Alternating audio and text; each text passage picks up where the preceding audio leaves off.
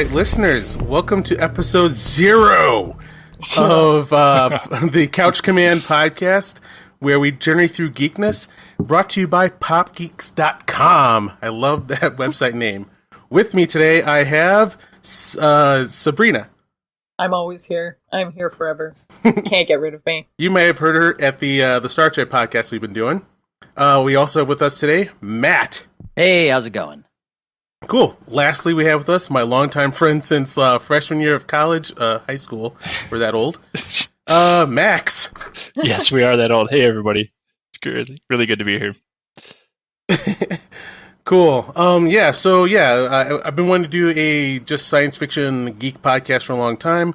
We finally got our shit together, and after a long time of doing Star Trek and then like talking to people, here we are to talk about some dorkness. Today we're going to be doing a podcast about the movie Stargate, because it's kind of brought a lot of us together in a strange way. I can't wait to dig into that. But before we do that, I'd like to ask Matt, what have you been geeking on lately? Well, I have actually finally started watching Dragon Ball Super. Oh, dude. Yeah.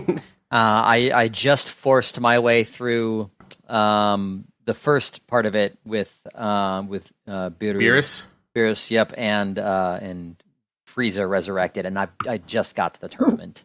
Dragon Ball Super is as good as we thought Dragon Ball Z was going to be. That's right. awesome. Really? Yeah, Dragon Ball Z to us, like, that was like there was more of a drought of geekness, especially of anime. So, like, since it was like one of the only things we had, we fell in love with it, and it was great having that journey, like watching that goddamn fight with Frieza that lasted 2 months. Gosh, yes. Oh my god. It was Sorry, I was watching Slayers at the time. Slayers. Oh yeah, we were watching that too. But this was like on TV, and nice. yeah. Jealous then. So like we all like we're all synchronized on this anime, but like it gotcha. it lasted far too long, dragged out, and then Dragon Ball Super on the other hand, like I'll spoil this one thing that has nothing to do with the plot, but just like how the two shows are paced, where you knock out Goku, and like all you need to do is get him a Sensu bean to heal him up and get him back in the fight. You know, you won't see that happen for like 6 weeks, and it just will drive you fucking crazy. In this Dragon Ball Super, like me and Matt's brother were watching it, and our jaws dropped when they're like, Goku's knocked out, and he needs a Sensu bean, and Krillin just goes in the bag, walks over, and puts it in his mouth, and Goku gets back up. We're like, oh my god. What? You just skipped all the filler? But interesting. All right, I might actually have to watch it. Yeah, and I was a big fan of Dragon Ball, but fair enough. not Z. Yeah, it's good in the way that you thought it was going to be. And the first part is you have to push through it, and then once you get to like the Universal Tournament, you will see some of the greatest fights in fictional history, to the point where there's one episode where something happens, it's an incredible fight, and people say, you might want to record yourself when you see this happen. And I didn't believe them. And like I was watching it, I usually like when I'm watching my geek stuff, I want it at my setup, I need my surround sound. I watched it at my mom's house, I was like, how good could it be? And I jumped up, I screamed, I flailed around, I put my hand over my mouth, and like I watched it like 8 more times in a row, because I was like, oh my fucking... Anyway. Good. Yeah. Wow. So, good. You're in for a ride, Matt. Yeah, and I suspect that when I get to that fight, because you've mentioned this a couple of times, I'll know that I'm there, because I'm going to guess the lead up is still pretty good to it. So I'll be sure to record myself. That's outstanding. Cool. Yeah, but yeah, man. Look now that I'm to the tournament, I'm looking forward to seeing some stuff happen. The one thing I'm disappointed by is that Yamcha still isn't fighting. Yeah. It's funny that the anime now seems to know the meme jokes, though, because they give Yamcha a hard time a couple times in that show. Oh, I'm sure they do. Yeah, I'm sure they do. But the thing that bothers me, I don't know. I mean, it's like everybody's a heavy hitter. Like once you get to this point, and like where they'll just be like, oh, Vegeta and Goku are just gonna pop off and go into the chamber thing or whatever and train for 3 years. And it's like it's no big deal. But I think they're like so far ahead of everybody. But if you think about it, like Yamcha can fly, and shoot energy beams from his hands, and he's a human. Like it's crazy. He's tougher than anybody else on Earth, at least. Yeah, besides Earthlings. like Earthlings, besides Krillin, I would think, right? Right. Currently, But I've been taught by some friends about the ways of professional wrestling and understanding certain terms. And Yamcha has the honor of being a jobber, and he's one of the greatest of all time of being a jobber. Yeah. No, And I mean, a jobber. Go ahead. Oh, I was gonna say, yeah, I agree. He's a total jobber. Gonna have to explain. Jobber announces the threat. He's the one who dwarf, steps up right? to get beat the fuck down to let I everyone see. know that this bad guy means business. He's the canary. I got it. Yeah, there you go. Did one of you guys mention Worf? Worf. Yeah, He I mean, gets jobs Worf so is a much. jobber through a lot of TNG. Oh yeah, he sure is. Yeah, Yep. because everybody That's knows. inaccurate. Yeah, because everybody knows how tough Worf is, right? Mm-hmm. And so if Worf Right. gets taken down, Used to drive me crazy. Yeah, Yep. So. I just wanted like a couple episodes where Worf could just go to it. Well, but no. sometimes we really. got him in the Worf episodes where like he'd be like doing the covert ninja stuff, doing some Klingon stuff. So we got to see him During whoop some ass. Klingon- Yeah, I mean, it got better in DS9. Mhm. Oh, sure did. Yeah, Yeah, All right. by like light years. But anyway, but sorry. like all the writing got better these days. Yeah, true facts. LOL. True facts. Matt, anything else you want to talk about with your geekery? I mean, briefly, and you know this, Keith. I've been digging on EDF 4.1. Oh, bro, that Man. game is so much fun. It's ridiculous fun. Today, I actually went in and played by myself, which Nice, I've dude. never done before. And for you guys, if you don't know, I don't know if you do. EDF, they're just these games where like you run around and you kill giant bugs. So far, eventually we will graduate up to kaiju and UFOs. Oh, nice. Yeah. Mhm. Sweet. Is it like VR or? Third person. It's like it's a 6-year-old game or 5-year-old game. Yeah. It's And for people, if you're coming up from HJ Radio, it's basically Ultraman without Ultraman. In Ultraman, you have Oh, a strike right. force Nice. of like of science heroes with guns and special sci-fi weapons, and they roll out into a city that's being attacked by giant monsters, and you're there to fight back against the giant monsters.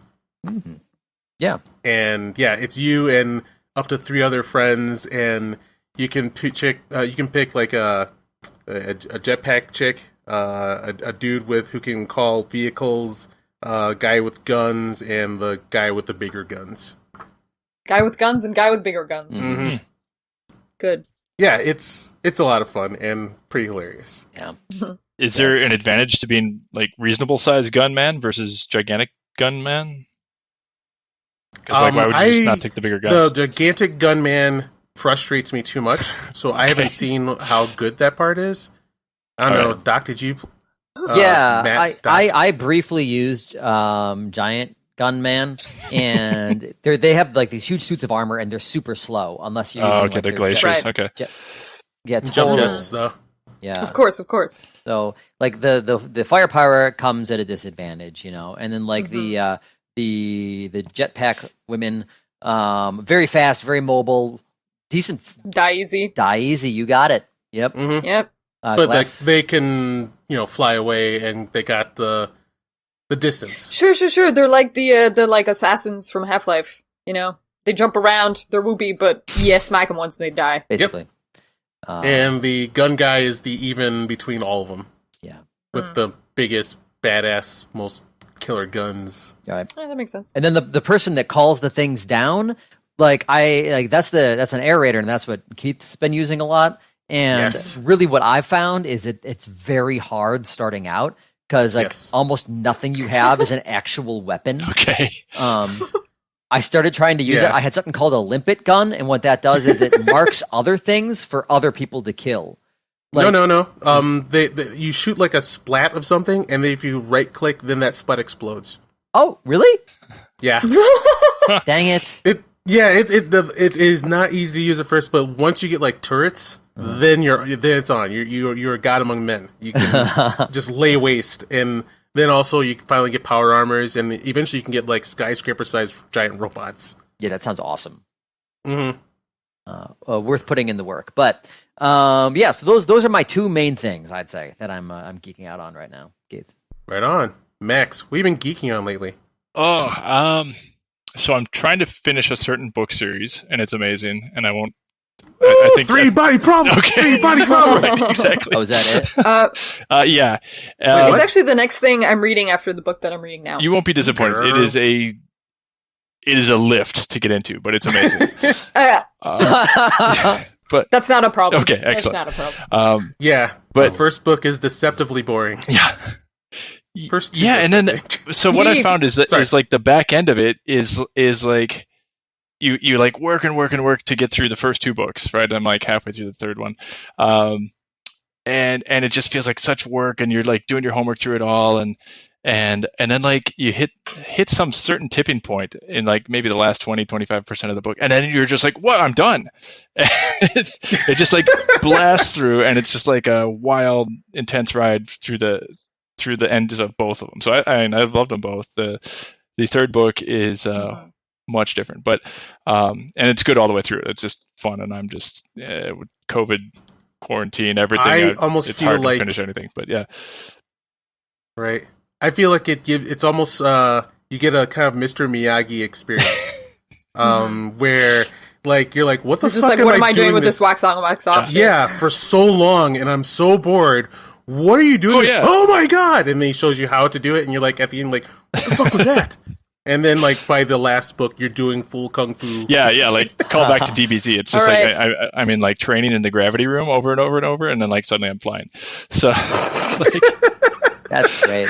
I mean, honestly, I think I read these two, and Max, I agree with you completely. Like the last 25% of the first book, it just suddenly takes off. That's when it really gets going. Yep.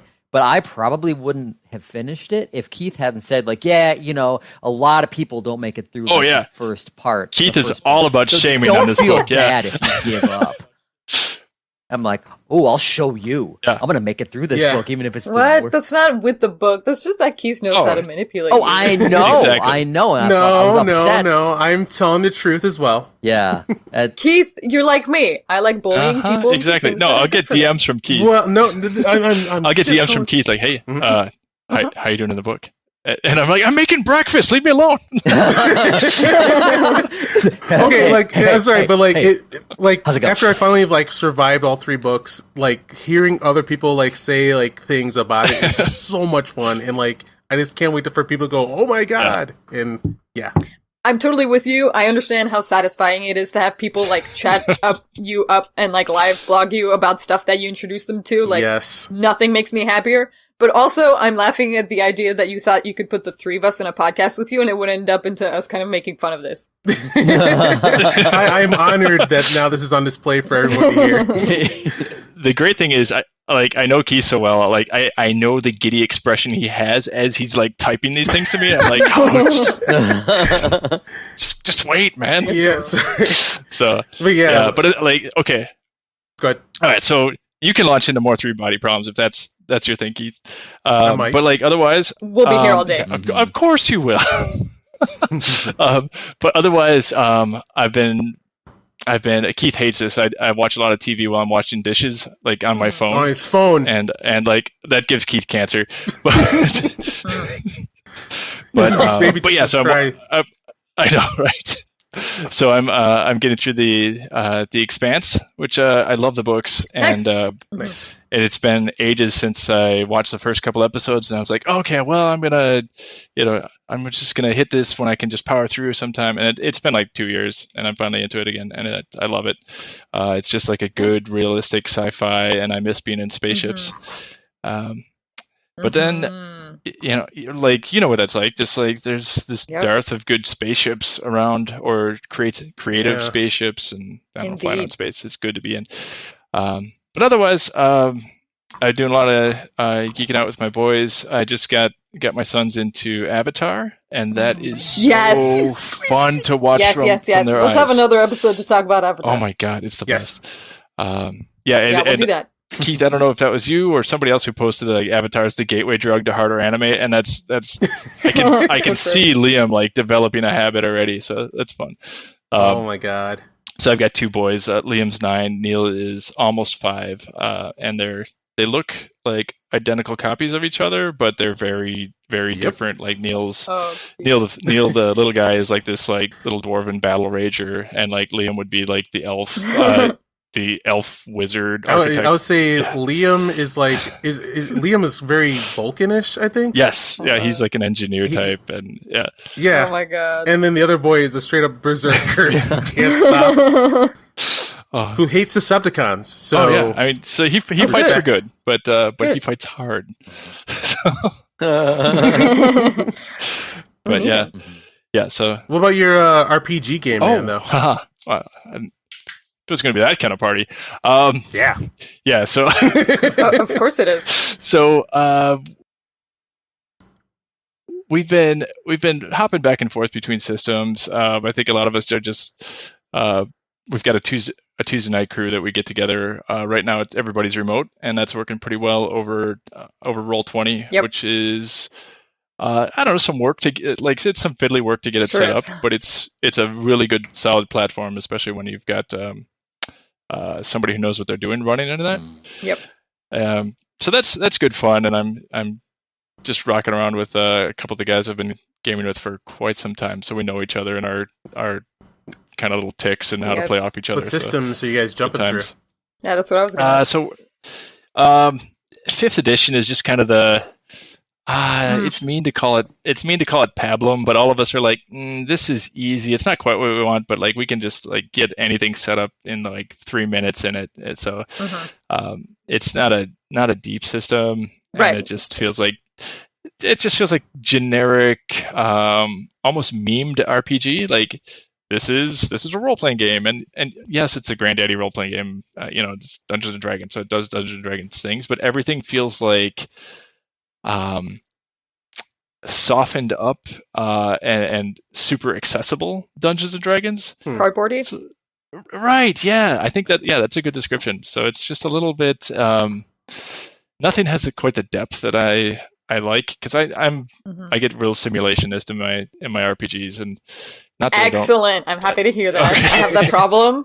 People are always like, you're taking the rules too seriously, and I'm like, what? No. Yeah. No. You just do it right, Sabrina. Thank you. Yes, thank you. And and then so we were playing Star Wars RPG for a while, the new Fantasy Flight games, which is good. That everyone got weirded out by the wonky dice, which just kind of seemed gimmicky. I liked it once we got used to it, but it's we just kind of drifted away. With miniatures and stuff? That's not. Now they've got the miniature space game for it, like flying around, almost like a space board game, and you've got your little spaceship figures. And our buddy Dave, and Keith knows Dave, has probably sunk I don't know, at least a year of college tuition into buying figures and spaceships and stuff for this. He's got like a whole wing of his basement devoted to these things, and they're amazing. But we play that like once a year. Dave. No, but my real deep dark geekness is some of the crew and I are working on developing a space RPG, like space opera RPG. That's I've been trying to figure out the exact timeline and setting, and so I've got like God knows how many Google Docs devoted to this. Last summer I got really excited about it because I found I think it was Caltech who has one of NASA's lists of all the stars and where they are from each other, or not where they are from each other, but where they are from us, right? So this is all the stars with exoplanets. And I'm like, all right. So I grabbed this and pulled it into Excel because I'm kind of an Excel geek for work. And so I was able to relearn trigonometry and figure out how to calculate how far any of these planets are from each other. So if you just point a direction and I point a different direction, how far those two planets are from one another. So then I was like, okay, then I can jump. So this is unhealthy level of simulationist, some would say. So I could figure out how far. You make me do the Miyagi nod at you. How long that light speed jump would take between those two worlds, right? So I'm like putting together star maps and things like that. So given how I usually work on things, in about 35 years, I'll have a fully realized game system from this. Yeah, so I mean, you'll probably beat me to the punch. But yeah, that's my little slice of life over here. It's definitely good stuff. Hell yeah. Yeah, if you need somebody to playtest that system, or if you want somebody to just like double check that it makes sense from an outsider's perspective, please send that my way. Yeah. I appreciate that level of detail. I actually do. Yeah, I'm trying to keep it fun. One of my big complaints was with my old D&D game. I ran like this 8-year campaign, and it was good stuff. And I got real dissatisfied with the system at mid levels. This was 3.5, so D&D 3.5 and Pathfinder, and I was like, it turned into Rocket Tank. Once everybody was like 15th, 16th level. So I kind of tried to subtly convert everything into Shadowrun. So I rewrote Shadowrun as a fantasy RPG, which I loved. Right, so you basically just pull all the cyberware out of it, and it's and just restat all the guns. But I loved it, and one of my other players loved it, and everyone else looked like they got thrown into a coma. Like the second the dice came out. Is it still piles of D6s? Oh yeah, it's like it's Dave. Our buddy Dave, who likes to blow stuff up. Just roll 35 d6s for your fireball damage, and that takes stun. But so yeah, it's trying to balance that, what's fun for me and what's satisfying to me versus what's actually fun. What's really fun for the players and what's marketable. So thinking about that. I recommend Savage Worlds. Oh, you keep doing that, sure. And I'm gonna have to eventually. It's just so massively customizable, but I'm not sure how deep it goes. Like, for what we like a long time ago now, like maybe a year ago, we played like online game of it, and it was just so easy to get that we just were playing like almost right away. Yeah, that sounds good. I'm not sure if that's what you're looking for, I but don't know. You might be able to cannibalize pieces. Yeah, of it. I don't know. It depends. I remember somebody got me to play Big Eyes Small Mouth, which is a fun RPG. Yeah, I played it. Oh wow. And it's good stuff. It's anime based. It's super anime based, but it's like what? No, I know it. I just haven't. I played that like 20 years ago or something. Right. I just same like 15 years ago probably. Yeah, I just haven't heard that name in a long time. Oh, there you go. Yep. But my thing with that was it was like, can I do the thing? And the answer is always yes, you can do the thing. And so yes, right. So that's fun to some extent, but then when you want any sort of like tension, or you want the players to have a chance of failing, it's really hard, or at least for us, it was really hard to make anybody have a chance of failing to do the thing. So got to work on that. Right. Well, yeah, I mean that's kind of like you had mentioned the Fantasy Flight Star Wars RPG earlier, and that's mostly a storytelling RPG. Very much. They're not terribly concerned with rules; they're concerned about you telling a story, and it does a great job of that. It really does, I think. It really does, and like when I played it, we were in constant danger. We were constantly getting in trouble, But yeah, I don't know if we were ever really in trouble, but we were all very invested. So I guess it came down to like the storytelling and whatnot of it. I mean, it always comes down to your DM. It always comes down to the DM. Inevitably. Yeah, that's so true. That's so true, Sabrina. But yeah, like I think we had a good game. Anyway, I'm sorry. Nice. Good. Why are you apologizing? We're Canadian. I'm sorry. No. Yeah, there's no more. I'm actually Canadian, outstanding. though. What part of Pakistan are you from? Pakistan. I'm from Montreal. Do you speak French? They forced them to. Oh my god! French, yeah. Oh my god! Have you never asked me this before? I have never. This has barely come up. Okay, they don't actually. You're supposed to learn French and English, so like you get taught the other language in school, but like actually a lot of them do not know each other's languages and like don't like to. Boy, that's what. Yeah, like it's still a big thing. I've known a couple of Quebecers who are very, very pro. I forget the exact term for it, but very much pro French side and like are like secessionist Quebecois or whatever. Yeah, secessionists. Yep. Mm-hmm. Which is kind of an interesting conversation, but the last vote for secession actually happened right before I moved to the States. No kidding. I remember it still. Yeah, that's weird. Mm-hmm. Anyway, enough of history. Let's go. Sabrina, what have you been geeking on lately? Well, I feel like I'm just going to continue in this vein. I don't know if you had the chance to watch, but I haven't. Recently, I've been doing a lot of tabletop roleplay as well. Just like having more free time from being stuck inside. Just jumped up the numbers of how I'm doing it, and like I got my partner into it, and he started like making games. So he's using a Dungeon World system to do like a My Hero nice roleplay, fun. and it's amazing. Like he's made everybody's characters separately. So like mine has a black hole, so that's pretty dope. But I also like designed a different one that's like an investigative supernatural one. It's so simple. It's just like everybody gets a D4. Okay. It's D4 plus your stat. If you have 1 through 4, then like it's a fail. That's painful. Like it'll give you a -1 on something. 5 and 6 fail. 7, 8, 9 weak success. 10, 11 strong success, and then 12 you can overdo sweet. it. I like that. So for example, you know, like it's a ghost game. So you have attunement. If you're trying to communicate with a ghost and you roll a 4, like you won't even see it. If you're trying to communicate with a ghost and you roll in a 10, like you can see it and talk to it. And if you roll a 12, it will possess you. Whoa. Damn. Neat. So stuff like that. I was very excited about it. The game went well. It still has some glitches, but you know, playtests are what they are. Are these on your Twitch? Yes. That's cool. Yes, it should be. Cool. And where can people find your Twitch? Just sorry. Hey guys, I'm on Twitch. You can find me at VoidCat Gaming. I think I saved that one, but I'll clip it if I didn't to make sure it stays up.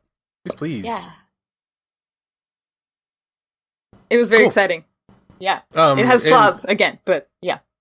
And that's the only tabletop RPG you've been doing? Because I thought you've been doing like some for your birthday that went like for like 8 hours or something. That's what that one was. Oh, cool. It did not go for 8 hours. It might have gone for 6. That's awesome. Actually. No, we planned for it to go for bad. 6 because when I play tested it went for 6, but they actually only needed 4 hours. Yes, that was that. But Cool. I've also been playing, I'm starting a sci-fi one, actually, next week. Boy. It's not Savage Worlds, I'm sorry. I did check out Savage Worlds, but it didn't fit what we wanted for that particular plot. What does fit and why doesn't it fit? I don't know, you would have to ask my GM. Oh, okay. I thought you were I'm not the GM. one GMing that game. Gotcha. All right, anything else? I want to play talk about? sometimes. Oh, yeah. Anything else? I recently started Demon Slayer. Oh, anime? yeah. Oh my god, that anime goes hard. I have started it. And, Immediately. Like, it's just immediate. Like, oh my god. It does not pull punches, it just goes. And it's beautiful. Like, the attacks stylistically are beautiful. Just like, if you know Japanese mythology, it's great. It's just, it's great. It's great. It's great. And it's one of the first anime or mangas ever in, like, I think 20 years to best One Piece. Really? In sales. Yep. I feel like the first time ever, like, One Piece finally has been dethroned by Demon Slayer. Oh my god! I'll tell you what. Wow. I'm gonna check it out again now because I started watching it. And I think I got about 3 episodes in, and I just trailed off. Yeah, I just lost interest. Same. But although, like, it was really good what I saw. But I don't know why I stopped. Maybe I got distracted by something else. But there's plenty of stuff like that. Like, it just happens. it just happens. Yeah, and usually for most anime, I'll know like I'll give it like the 3 episodes. If I like keep watching after 3 episodes, good to go. But I'm gonna give this another shot, and we'll see how it goes. Cool. We'll all just try each other's stuff out. I like it. It's gonna be great. Yeah. Speaking of trying each other's stuff out, Keith, what are you doing? Oh, all right. Over here, what I've been doing. One of the most recent things I've been doing is reconnecting with 80s movies and whatnot, and I decided to finally check out this Conan ripoff called Conquest, and Is that the one with Destro on the cover? Yeah, it's a lady though. She's got like a gold mask and nothing else on. Lady and Destro. She often has sex with a snake. Sex with a snake a lot in that movie. And like when I say a lot, like it happens in more than one scene. Like usually it's like this. That's a lot. Usually like one scene's like we're introducing how weird and kinky she is, and that's what we did. And then like it's like no, we're doing it again. And in this scene, like all right, and like weirdly enough, like I quote unquote enjoyed the movie. It's because it was so consistently weird. Although I can't say that I loved it. Like my favorite of that genre is Sword and the Sorcerer, which Max likes to laugh at me at because the hero has an awesome sword that has 3 blades.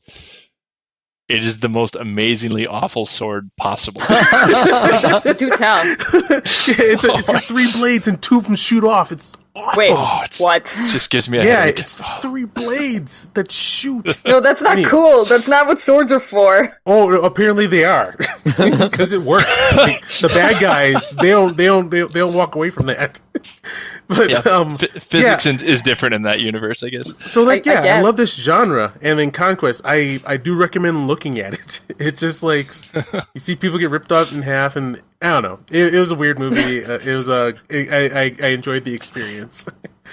Other than that, let's see. Any other dorkness? Didn't plowing my way through Stargate, but we'll be getting to that. You're almost done.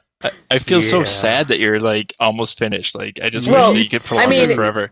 Granted, you have Universe, but right, yeah, agreed. Yeah, agreed. Stargate. It's just like the end of Atlantis is like, oh, why? And then Universe is like, okay, I gotta pursue this now.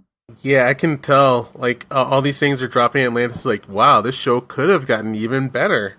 And yes, yeah, I'm taking it as slow as possible because this was just a treasure to find. I'm so glad. So much fun, but we'll get deeper into that once we do the actual podcast. Oh, what's that? Oh, the movie that we're going to be reviewing. Oh, right. Cool. Okay. So what? Here we're going to be doing this on the fly. Everyone can hear it happen. So once upon a time I did a podcast, this is when I would say, all right, we're going to take a break right now and come right back. And then we save our files because back in those days, like our computers were just a little less stable. And like we didn't want to make sure we didn't lose what we recorded. So yes, we're going to take a break this time, stop recording, and then we'll come back on the other side to review Stargate. Okay, sweet. Right. Are we gonna? Cool. All right. Yes, we are. We're stopping now. See you guys on the other side, and we'll be right back.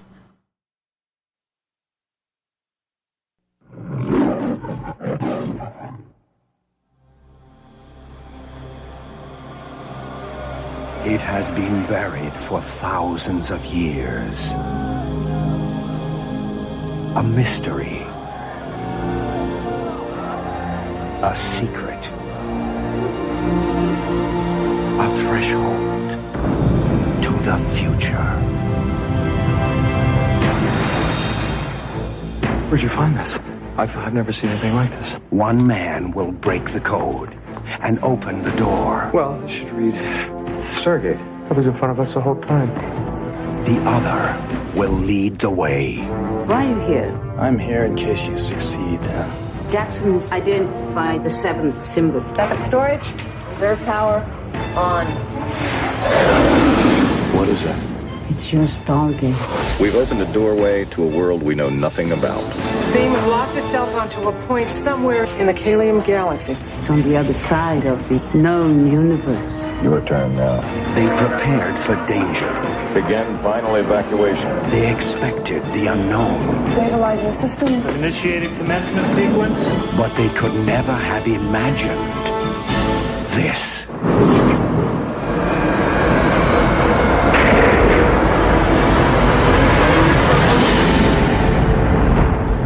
What a rush.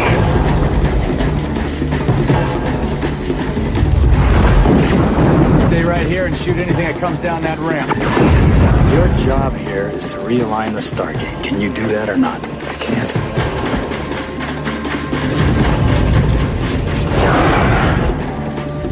What the hell is going on? My orders were simple. Track down signs of any possible danger. Well, I found some. I can't make it work without the 7th symbol.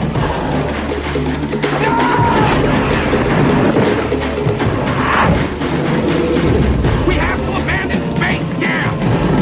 You got 7 minutes. Now, the most amazing discovery of our time. Yes, wait for me.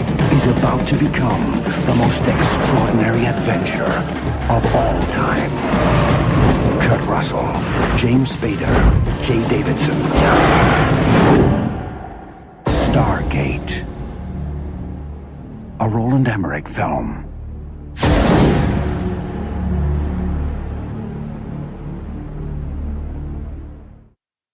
All right, we're back for Stargate Chevron 7 encoded. That's Stargate talk. If you get into the show, Matt. Oh, Matt. right. You should get into the show. Right. All right. I started. Just skip SG1. Watch Atlantis. I started watching the first episode of SG1. I hope you finished the first episode of SG1. Well, no, I couldn't. Because I started watching it like 9:15, and we started talking at 9:30. All good. Okay, fair enough. You can get back to it. It's a slow burn. So, getting to like the bigger story around this that I may have orchestrated a little bit. This starts with Star Wars. Because everything does. We'd hit like a rut of like good fiction and good science fiction around that era. Like for me, when I thought Star Wars is coming back, I thought we were about to see all of like what we've seen build up in science fiction and space opera, new special effects. We left George Lucas behind, and I was waiting to see a ballet of like great space fiction unfold before me. And then I got the pie in the face as the show, the first movie, Force Awakens, for me was just like empty, and like I walked out of there like I was the first person in line. All right. Yeah, I was the first person. Walked out there like, all right. Yeah. I was first person in line, and like all my friends were very excited to see my excitement as we walked out. And as we walked out, I was like, yeah, they kind of wiped out all the victories of the past movies. What's going on here? Did, yeah. So then The Last Jedi happens, and I'm just like, all right, guys, everything's going to be fine. Rian Johnson is my favorite director of all time, so everybody's about to see some shit. And I turned around like, guys, watch this! And like 2 pies hit my face. And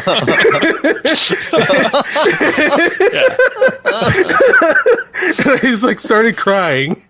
And I'm just like, what's going on here? And like, Max, you stayed mad while I was starting to cool off, going, well, this is a shit show. But you're like, no, Keith, don't talk me down. I'm mad. I'm gonna be mad. So then that's when I said, you know what? I think we shouldn't listen to the Stargate program, right? Because like I had a feeling that like it was made way before any of the bullshit of like Trump or how they're making fiction now. And I always suspected that there had to be a reason why it has like 20 seasons and so many fans. Pre-streaming. Yeah. So we disliked it. We made fun of it all up to this point. Max finished it before I did. And like I didn't like it at first, but then yeah, it won me over. And I've been having fun since. So I think it was appropriate. It was Sabrina's idea that the first podcast should be this movie. Yes, Stargate. So good call on I'd that. like to start with Sabrina. What'd you think of the movie? I mean, obviously, it's been colored by my love of the show, but it's always really fun for me to watch because I'm a big fan of Atlantis. I'm not so big a fan of SG1. It is like the first one I saw, obviously, because I saw it when it was running. But it was like one that I caught every once in a while of a couple of episodes for, so it was kind of jumbled for a while. Finally watched all of it a while later. And then it's really interesting to go back to the movie and like see where they don't match the characters from the show. Like they did a really good job matching people facially. Like when you look at the actors side by side and the actress in some cases, like all of them were pretty well copied, but like their attitudes not the same. Like Daniel, okay, maybe, but like Jack, nothing the same. Yeah. Even like Kowalski, I know he's not in a lot of episodes, but Kowalski, like, you can't really you can't really imitate French Stewart. Let's be honest. I mean, yeah, Kowalski. I really like Kowalski in the show, and I don't know, nobody's that fleshed out in the movie, right? They're really not. Yeah. No. Well, hold on. I got a question, and I don't want to be that guy, but I thought it was French Stewart, Kowalski, or Ferretti. I don't remember. Was Kowalski not supposed to be him? I think because I specifically, as I was watching the movie, and I'm sorry, this is no, that's fine. Yeah, but I just remember at one point being like, "Is that French Stewart? Why is French Stewart in this?" Weren't you doing Third Rock when this came out? Yeah, what's going on? And yes, French Stewart is Kowalski at first. Oh, really? Then it turns into a different guy. Yeah, he's Ferretti, I thought, and then hold on. I'm looking. What? And then, actually, I don't know. No, I don't know who French Stewart is. I thought the guy that I'm looking at was French Stewart, but he was never on Third Walk from the Sun. Wait. So was one of the guys Harry Connick Jr. then? What? All right. So what? The point I was actually making there was that the characters are so different from each other that I can't even tell which character from the movie Kowalski is supposed to be. Boom! Point made. Well, yeah, you nailed that one. Thank you. That was beautiful. That was beautiful. Yeah. Wait, is Harry Connick Jr. in the movie? I don't. Or am I looking at? Or do I think French Stewart is? Why do you think Harry Connick Jr. is in the movie? All right, I'm calling it. I think I'm saying French no. Kowalski, French Stewart, whatever that guy is. I thought. No, you're right. French Stewart is Ferretti. But Harry Connick Jr. is not in the movie whatsoever. Oh, and Lieutenant Kowalski's the John. No, he's not. Oh right. Okay. I mistook French Stewart for Harry Connick Jr. Okay. They have that same look. They have that same look. Oh, can I point out, like, while we're talking about actors, a fun thing, Richard Kind is in every incarnation of Stargate. Really? Except probably Stargate Universe. Yeah, he's in this movie as, like, the bumbling, guy who gets corrected by Daniel. Yeah. And then he plays a bumbling guy somewhere in SG-1, and then he plays that, like, dude that everybody's like, oh my god, go away already in Stargate Atlantis. Oh, he's the worst in Stargate Atlantis. Is he a different character in Atlantis than he is in SG-1 Yeah, Lucian. Yep. Mm-hmm. Huh. Richard Kind. There's actually a bunch of minor parts get repeated, because there aren't that many actors in Vancouver, you know? You do eventually go through all of them. Apparently. Richard Kind is one of those that guy actors for me. Yeah, exactly. You see him and you're like, oh, it's that guy. Yeah. It's that guy. There he is. And I always have to look him up. Yeah. Yeah. I feel like he was like maybe the lead in movies at the end of the 80s, early 90s. Or was he? I would be surprised. I just remember him in Spin City, I think. But any other thoughts on the movie, Sabrina? You mean aside from the fact that the costumes are freaking amazing? Okay, sorry, like SG-1 I know had a way lower budget, but the scenes when like all of the gold finally show up and the way they replicated like the hairstyles on the kids and then the way they did the costumes, all of the stuff is so beautiful. Like I wish the sets were like that in the show. Mm-hmm. Oh my god, it's all beautiful. That like little raw amulet even is really beautifully made. It's like a fun romp through the sand. Aside from that, it's a really silly movie. Like the characters are dorky. Aside from Jack and Daniel and maybe Skara, like the other characters aren't really characters at all. No one is memorable. And, like, don't get me started on the fact that like the only girl is like, oh, here she's pretty. I'll sell her to you. She is a gift. Yeah. Oh, she likes it now. And then the show is immediately like, well, we need Daniel to come back. How will we have him to come back? Oh, she'll get kidnapped. We'll show her tits. And then, she'll get possessed and she'll never have any agency whatsoever. Cool. Doing more first impressions, Matt, what did you think of it? Well, sorry for that downer. No, that was a great fine. downer. The thing is, like, you're obviously 1000% correct. Yeah. Yep. As far as that's concerned, and that is one of the many ways, in my opinion, that this movie shows its age. Yes. Yeah. It really, really does. Now, that said, I still enjoyed it. It's still fun. And James Spader's haircut also. Oh, James Spader's haircut. My good, that beautiful mullet. Oh, yeah. Good golly. And seriously, this is, all right, I'm embarrassed to admit this, but at one point while I was watching it, I realized that was James Spader, one. And two, never realized that was James Spader until this watching. Oh, wow. Right, he doesn't look like himself at all in this. Yeah. No. He does not. He really doesn't. He really doesn't. He's a big fluffy nerd in this one. Big fluffy nerd. Oh, but there's one part where he's like doing all the research and drinking all the coffee and stuff, and he's wearing like this like long jacket with a hoodie. It's just like this total bohemian look. Anyway, great look. I just remember that specifically. But he's good. But he's awesome. He's awesome in it. I think he's really great. And that was one of the things that I remember switching from like the movie to the show when I was younger, being like, well, wait a minute, all these actors are different. You know? Yeah, I think Scar's the only one who I want to say there was Scara and no, I think it is just Scara. Maybe sorry. Pretty sure it's just him, which is kind of cool. Yeah, I mean, if you want to do the continuity point, got a crossover. They should have. Yeah, totally. How weird is that though? So he has to like replicate the scene where he's like, "O'Neill, you're like a father to me. I'm so happy to see you." Completely different actor. Well, they brought back the Zippo lighter and everything. So you're like, oh yeah. So if you had seen the movie, you're like, yeah, you got a little reward there. Oh, totally. Well, I mean, like if you're getting a part based on a movie, you better watch the damn movie. Yeah. Any other first impressions, Matt? Yeah, I mean, like a lot of the things that I am going to talk about are rather specific. But there's a number of things that this movie does that I don't see happening in movies today, for better or for worse.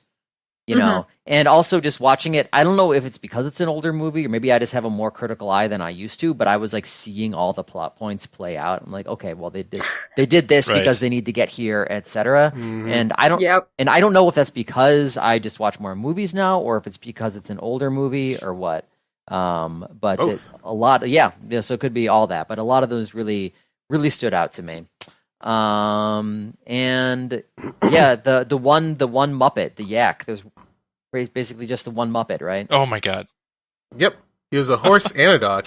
Yeah, it's really funny when that thing shows up too, because it just that scene weird. Gives me Star Wars vibes like crazy. Yeah. Like the sound that it makes. Also, I'm just all right, you guys. Well, right. I mean, that's like one of those things where like nothing else in the movie is like that. So that to me looks like one. It was so incongruous. Yeah, it was totally. It makes me think like, is this one of those like producer moments? Like, I want a space yak. I'm not doing anything for this movie until I get my space yak. Oh god! I hope so. I hope that's what happened there. Gary's on about the space yak again. Well, just get it in there. Jesus Christ! He just really wants to work with Jim Henson. Okay. We'll get a horse and a dog. We'll get this done. We'll just do it in one day. Let's get this over with. Yeah. So someone takes some foam and we'll just spray paint it to look like a tongue and just have it awkwardly go over Daniel. That's just the whole. There's scene. your yak, Gary. Yeah, I'm happy. I got my space yak. I'm producer Gary. Fucking Gary. So those are what do you think of the movie?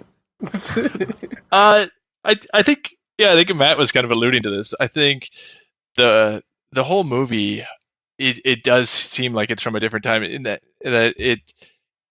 it's like kind of walking horror movie territory for some of it, and it's kind of pretending to be an action or adventure movie through some of it. But it just kind of takes it real slow through the whole, the whole thing. Yeah. It's like, it was like maybe felt a little contemplative, but it really, it's not that deep enough to earn contemplative, right? Totally. Yeah, right. But like they just spent a lot of time traveling from place to place. Yeah, it felt like they didn't really trust the audience to go there with them if they went any faster. Mm-hmm. So I don't know. That's maybe. That's interesting. Because I noticed that too. The quote unquote bad guys didn't show up until literally halfway through the movie. Yeah. And I personally don't see that happening now. I'm surprised every single time that it's 2 hours long. Yeah. I have a note that says with hour in capital letters, it takes an hour for the alien ship to show up. Yes. Right. Yes. Right.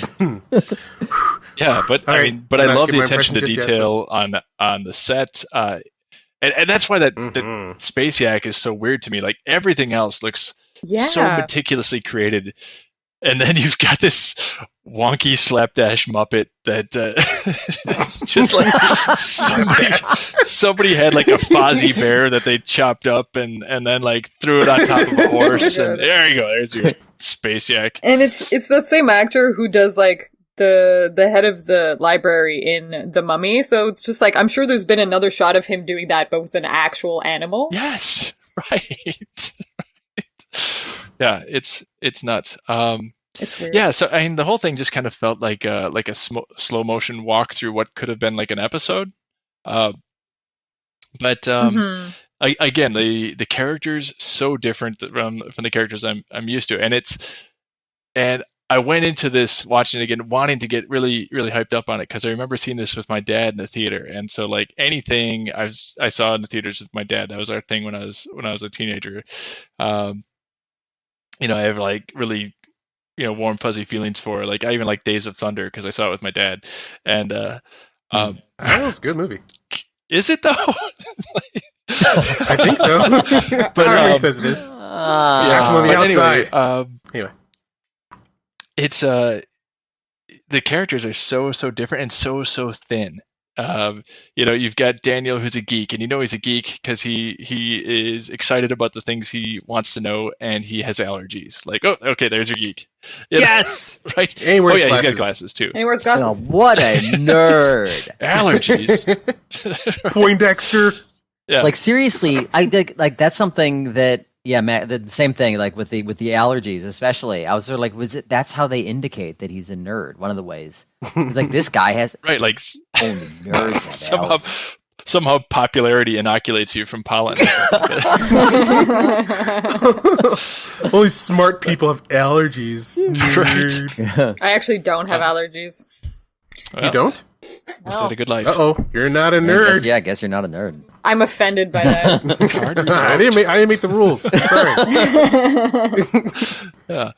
Yeah, and then you've got Kurt Russell, who I don't know what else he was doing in all his preceding years, but he goes from like he has this floppy hair, and I don't know if that was a wig or not, but then like in the next scene after they have his like tender moment, where he's like, oh, this is this broken man, and like suddenly he's soldier mode, and he shows up, he's like Guile, and he's his hair is just standing up, and he's ready to rock, and he's all business until they have like that very special moment where he's like, no, guns are bad for kids, like, and gets the gun away from Scar and his scrubs, and I'm like, why did they have that? It seems like a weird.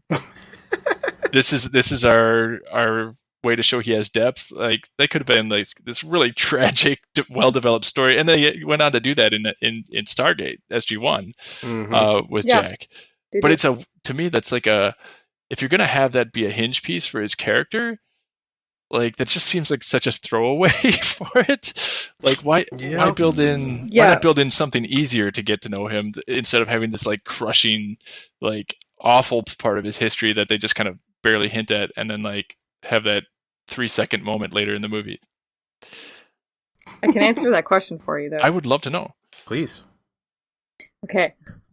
It's really cheating. But it's like, okay, so his own son died so that void is there, so that void can be replaced by Scar to give him an excuse to have that depth of feeling that he has to rescue him later on. Because Scar is a replacement for his own son. But they didn't really. He is the motivation for. And like actions. you mentioned earlier, they didn't trust the audience, and they were like, "We'll show you every little thing." So that point was literally to be like, "Hey, he thinks of him like the way he thought of his son." Yeah. Okay. Exactly. Yeah, I'm afraid that's the answer. It's not a happy answer, but there you go. It's an answer I'll accept. Checks out. Thank you. Mm-hmm. Good stuff. Let's see. Other things in my notes. So Scar and his homeboys. Like, wait. We're not going through the full list yet. We're not going through the full list of notes yet. We're just doing first impressions. Very good. First impressions. There you go. Then we're gonna start. We're gonna just start shooting from the hip with notes. Sweet. After I do mine, my first impression. All right, let's do it then. If you guys are ready. Yeah, rock and roll, dude. Yeah. Max, you said what I was going to say, and let me quote the IM you sent me. Watching Stargate, man, I'm starting to understand why I passed on the show years ago. This is nobody's best work. Oh no. So, this fucking movie, oh man. How dare you take this long a time to do good science fiction. You have millions of dollars, and all we have is just like empty deserts and people, like long expanses of time of not doing anything. So I think like this is like a hint of like the science fiction I started to resent because people don't want to do Star Wars anymore. You guys, is it too weird for you that we have to now have military people in dry locations not doing too much? And that's what I got out of this. I was like, I've had a long time of being bitter at this movie, and then all the things I was bitter about it for, the TV series did all of and like made up for it. So like I unjustly hated the movies. We didn't know. Nope. Yeah, we didn't know. Yeah, like starting from like the beginning, like it's military, it's Earth, and then we get to finally space, and it's just a desert with like nothing in it, and it takes an hour for the aliens to show up. So I was mad at science fiction also doing this thing where it was like one and done fiction, and like so like when Star Wars happens, you're seeing the latest crazy thing happen in a universe of like your imagination can keep going. Like just because it happened here, like over around this corner, this is happening. And it's like it's a world that it can infect your mind, and you can't help but daydream like what you'd be doing in there. Then like Fifth Element type stuff, where you have this beautiful world around one thing that's the only important thing that's happening. And in this movie, you have a Stargate that goes to one other boring place, and that's it. And then they blow it up, and that's it. And like after it was over, I was like, this is bullshit. Like, you have all this money and imagination. Like, there's an alien out there, and all there is just one alien. You blow it up, and then it's done. And I saw like there was like a book. I'm not sure if it was based off the book, but I turned my nose up at the book. I was like, and there's only one book. I'm so tired of like you guys doing these awesome concepts and then like build a world, dang it, not doing anything with it. And then like the TV series is like, hey Keith, I will do all of the things, and it'll take you 20 years to finally watch it. So.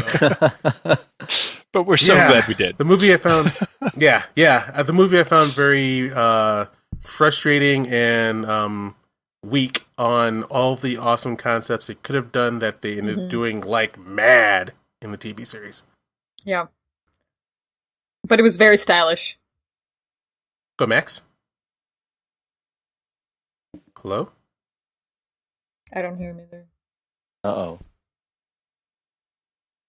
I thought he was being, like, nice and waiting his turn. Oh. Sounds like he might be. So, while he's doing that, Sabrina, you're about to say something. Wait. No, that's all I was going to say about that. Okay. Then, like, we almost heard Max. It was close. Wait, did I cut out or something? Mm-hmm. You did, but now you're back. Hey, I'm back. Are. All right. That was weird. Like I said, this computer's like a bomb. It's super touchy. But yeah, Keith kind of underscored what I was thinking and didn't bring up in my first impressions. But it's like Abydos and everything about the alien spaceship just felt weirdly empty and dim. So I don't know if they were going to try and evoke this feeling of a dying race. Or, I doubt it's that deep. I think it just felt like they didn't want to put their budget there. But a dying race? Like the Asgard? No, it's just like you have this enormous ship. You have this giant, this whole planet here, and there's like a town. And in the enormous ship, there's like a bad guy and like, 4 underlings? Like... Was there a bad guy? You've been at this for 10,000 years. Is this all you could come up with? Like, come on, guys! Like, get with it. Dude could have built a civilization out of those people, but he kept them from reading. And the people that he's been oppressing. Is this the best you could do for 10? You can figure out anything for 10,000 years because he didn't let you read. No, they don't have good yaks. What do you want from them? Oh Lord, man. This fucking movie. How dare they? It's just like, I'm sorry, like if you get to do science fiction, guys, like but what I think happened was that they had an image in their head and they wanted to make a movie out of that image. And then what they ran into was all the limits of like they're shooting in the desert, and like I hear like it was like I was doing like the behind the scenes stuff, and like 100+ degree weather. Like if they wanted to get anything done, they had to do it before the morning started. Everyone was miserable. People like extras would stop showing up because they're like, this just hurts. Oh my god. So yeah, with all the limits, and they just wanted to get some good shots, and maybe I think like the scene where they're like, yeah, we should have a scene where you gotta connect to the kid, so we have a reason for you to fight. And then like the scene was so weak and awkward to me. Yes. And yeah, I think they were under like some heavy conditions. So yeah. Well, let's hope they have a good excuse. So firing up our notes here.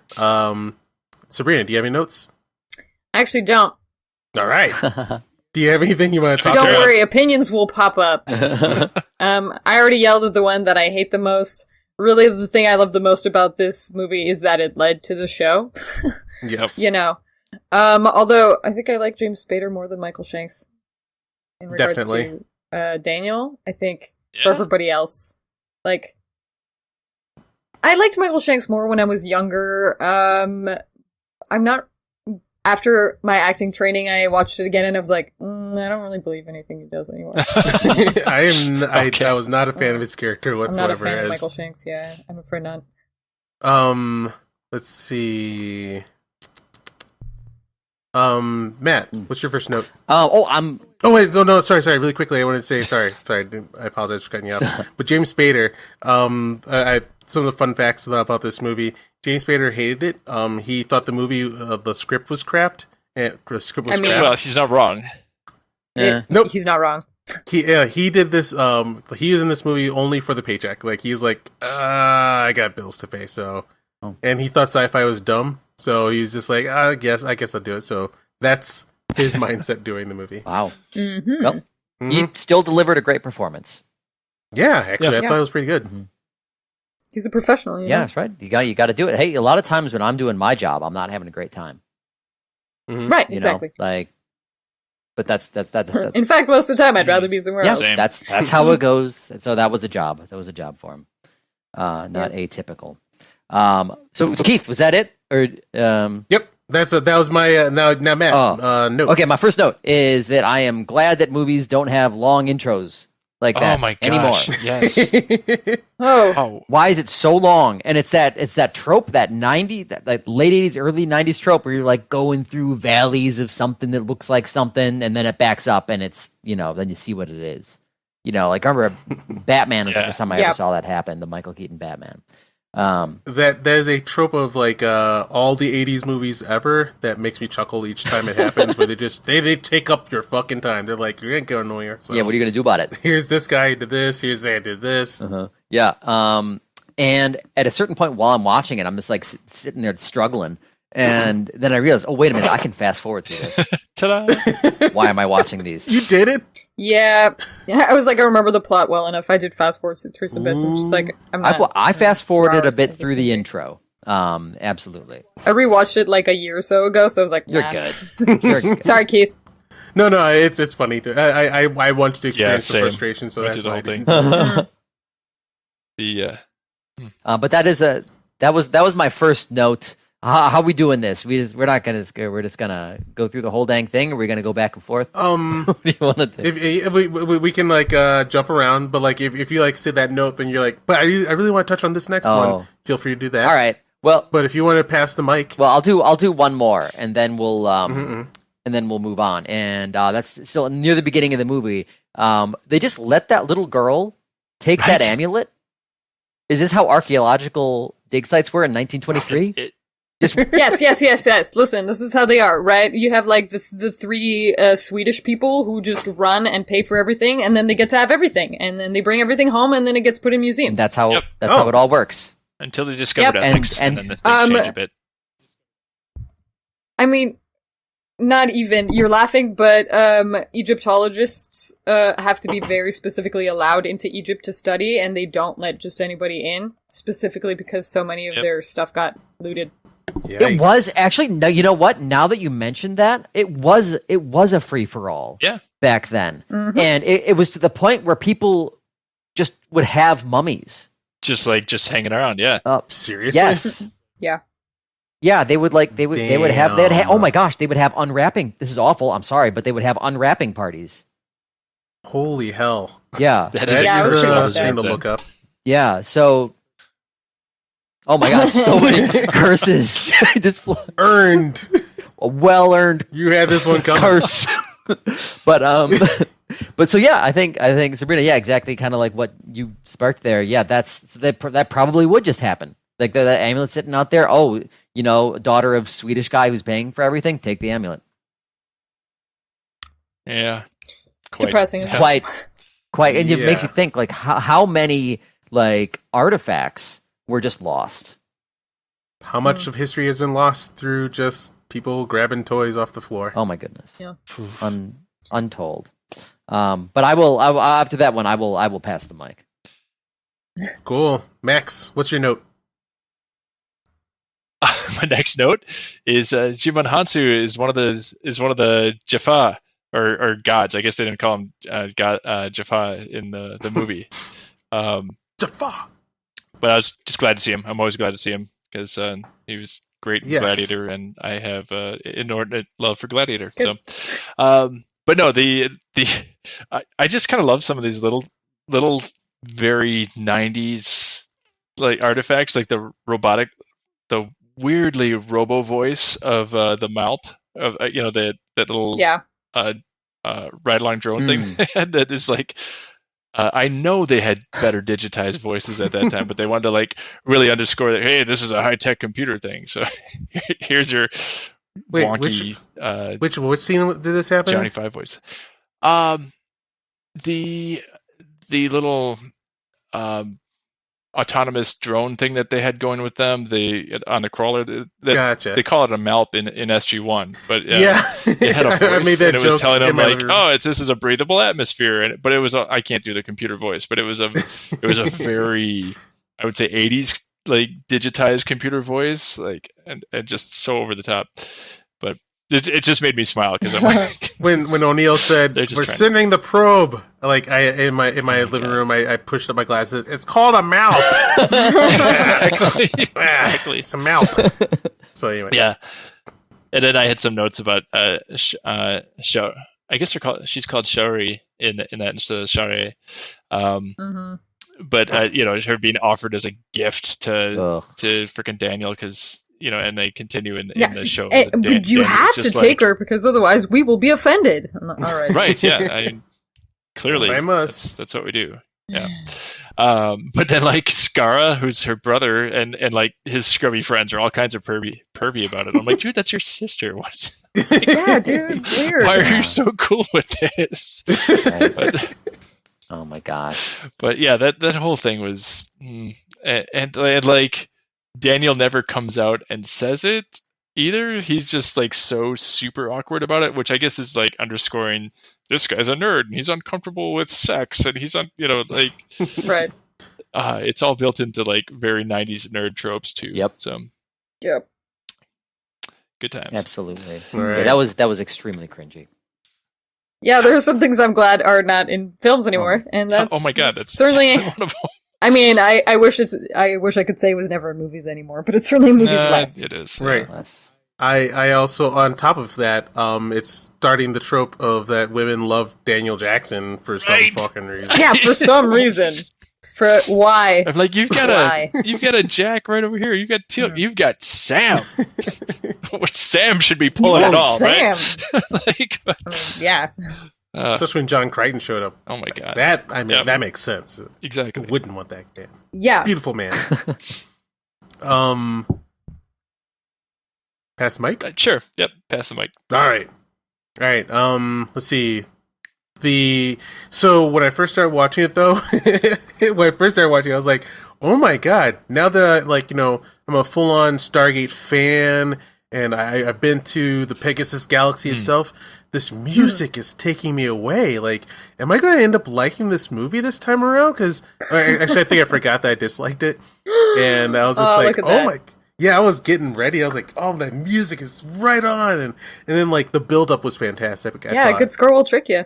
The music, the pacing leading up to like the lady going, "It's your Stargate." I'm like, yes, this thing that takes us on countless adventures, and then like the whoosh happens, and so at first I did like the movie a lot because I was like, this is the start of so many adventures that I got to experience. It was good.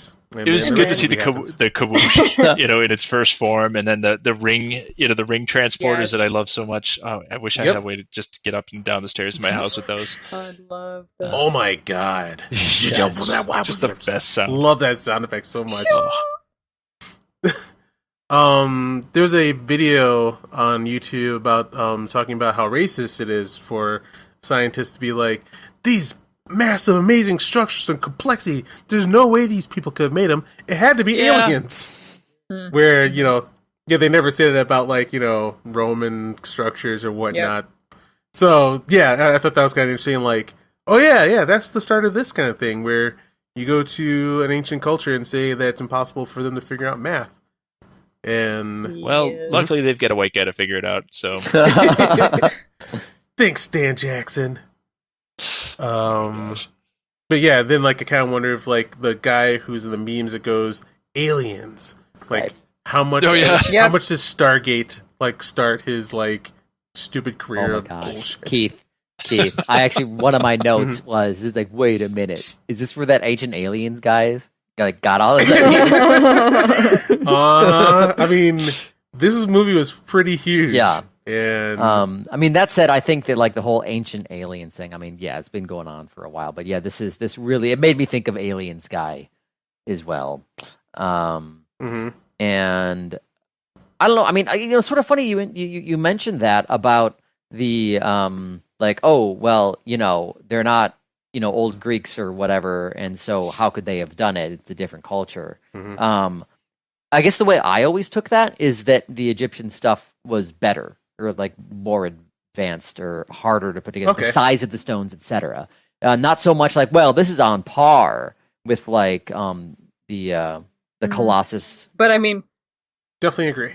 The size of the stones at Stonehenge are pretty massive. Good point. Yeah. And that's another one where people were like, well, wait a minute, did they do this on their own? But I'm sure they figured that one out. But also, like, I think there's. Go ahead, Matt. And they drag those stones from Wales all the way to where they are, and I only know that because of the Elvis song.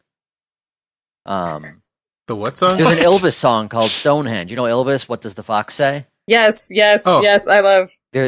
I love it. Yeah, they have a. What's the deal with Stonehenge? Oh my god! All right. The music video is particularly amazing. He's like a great comedian, but like a lady goes down on him, and he's like, "Yeah, that's cool, but while you're doing that, what's the meaning of Stonehenge?" It's. I'm not familiar with these people. Oh my goodness. Yeah, it's the what does the fox say game? Don't worry about it. We'll link you. Gotcha. We'll take care of this. We got you, and you're gonna like it.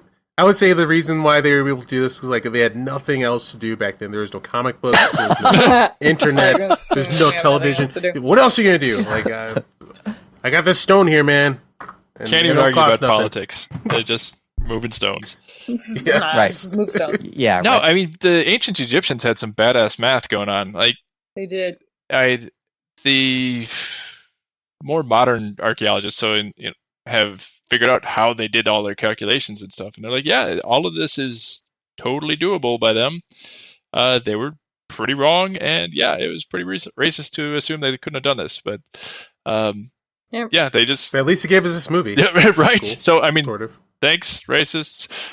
This movie's kind of. See, you guys did something. You guys, you're good for at least a one or two good ideas that give us something better.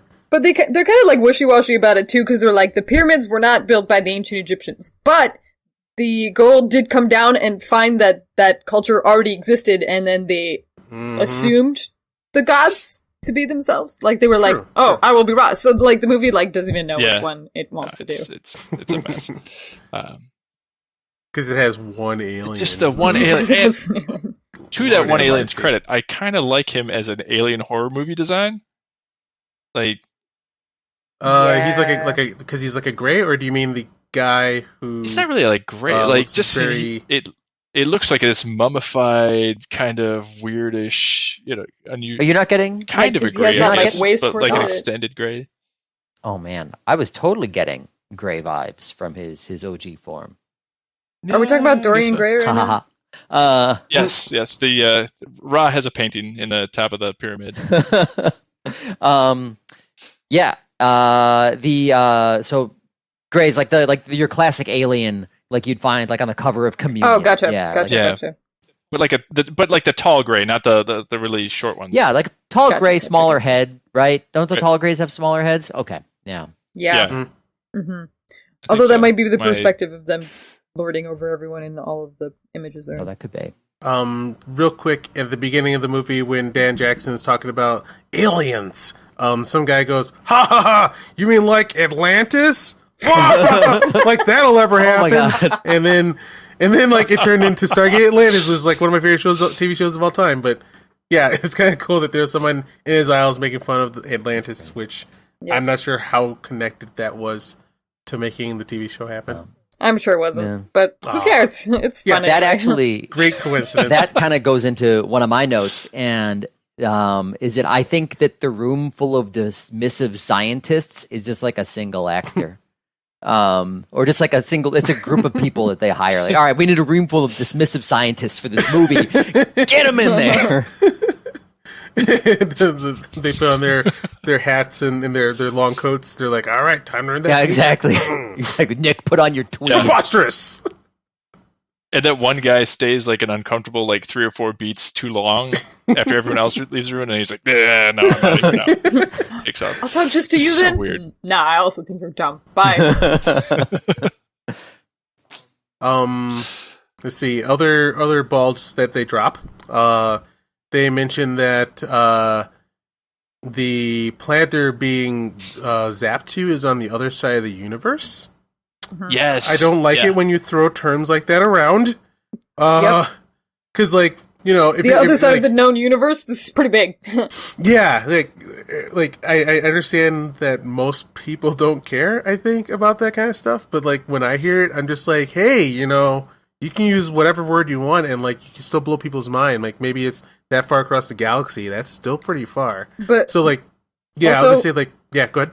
How much of the known universe did we have mapped in when this movie came out as opposed to now? Oh my gosh, question. Yeah, so different. Yeah, it is. I'm not sure when we found out how freaking-gantic everything is, because like it seems to keep changing in the last couple decades. So well, I mean, Infinity pretty much covers it, but yeah. Well, to me, like what comes to my mind is like I'm too much of a nerd, and I go, well, if it's across the known universe, then like the probabilities there are pretty fantastic. Right. Like maybe in like you have to go all the way outside our was it the visible universe to finally find other consciousnesses. That's huge. It's an amazing idea that you guys could talk about. Oh no, let's just kidding. They mean like on the other side of the galaxy. Yeah. Yep, just get machine guns. Let's go. Okay, fine. Fair enough. Let's not do anything with this then. Yeah, I did catch that. It was on Abydos was some other galaxy in some distant galaxy, and I'm like, what? This is it's got to be close. But I like how they did it in the show better. But carry on. Mm-hmm. Yes. Well, going with that, kind of, they talk a lot about the constellations. Right? Yes. And we're now okay. I might be thinking of this wrong, but at least on Earth, weren't the constellations different? Yes. Back then, when they sure were. Mm-hmm.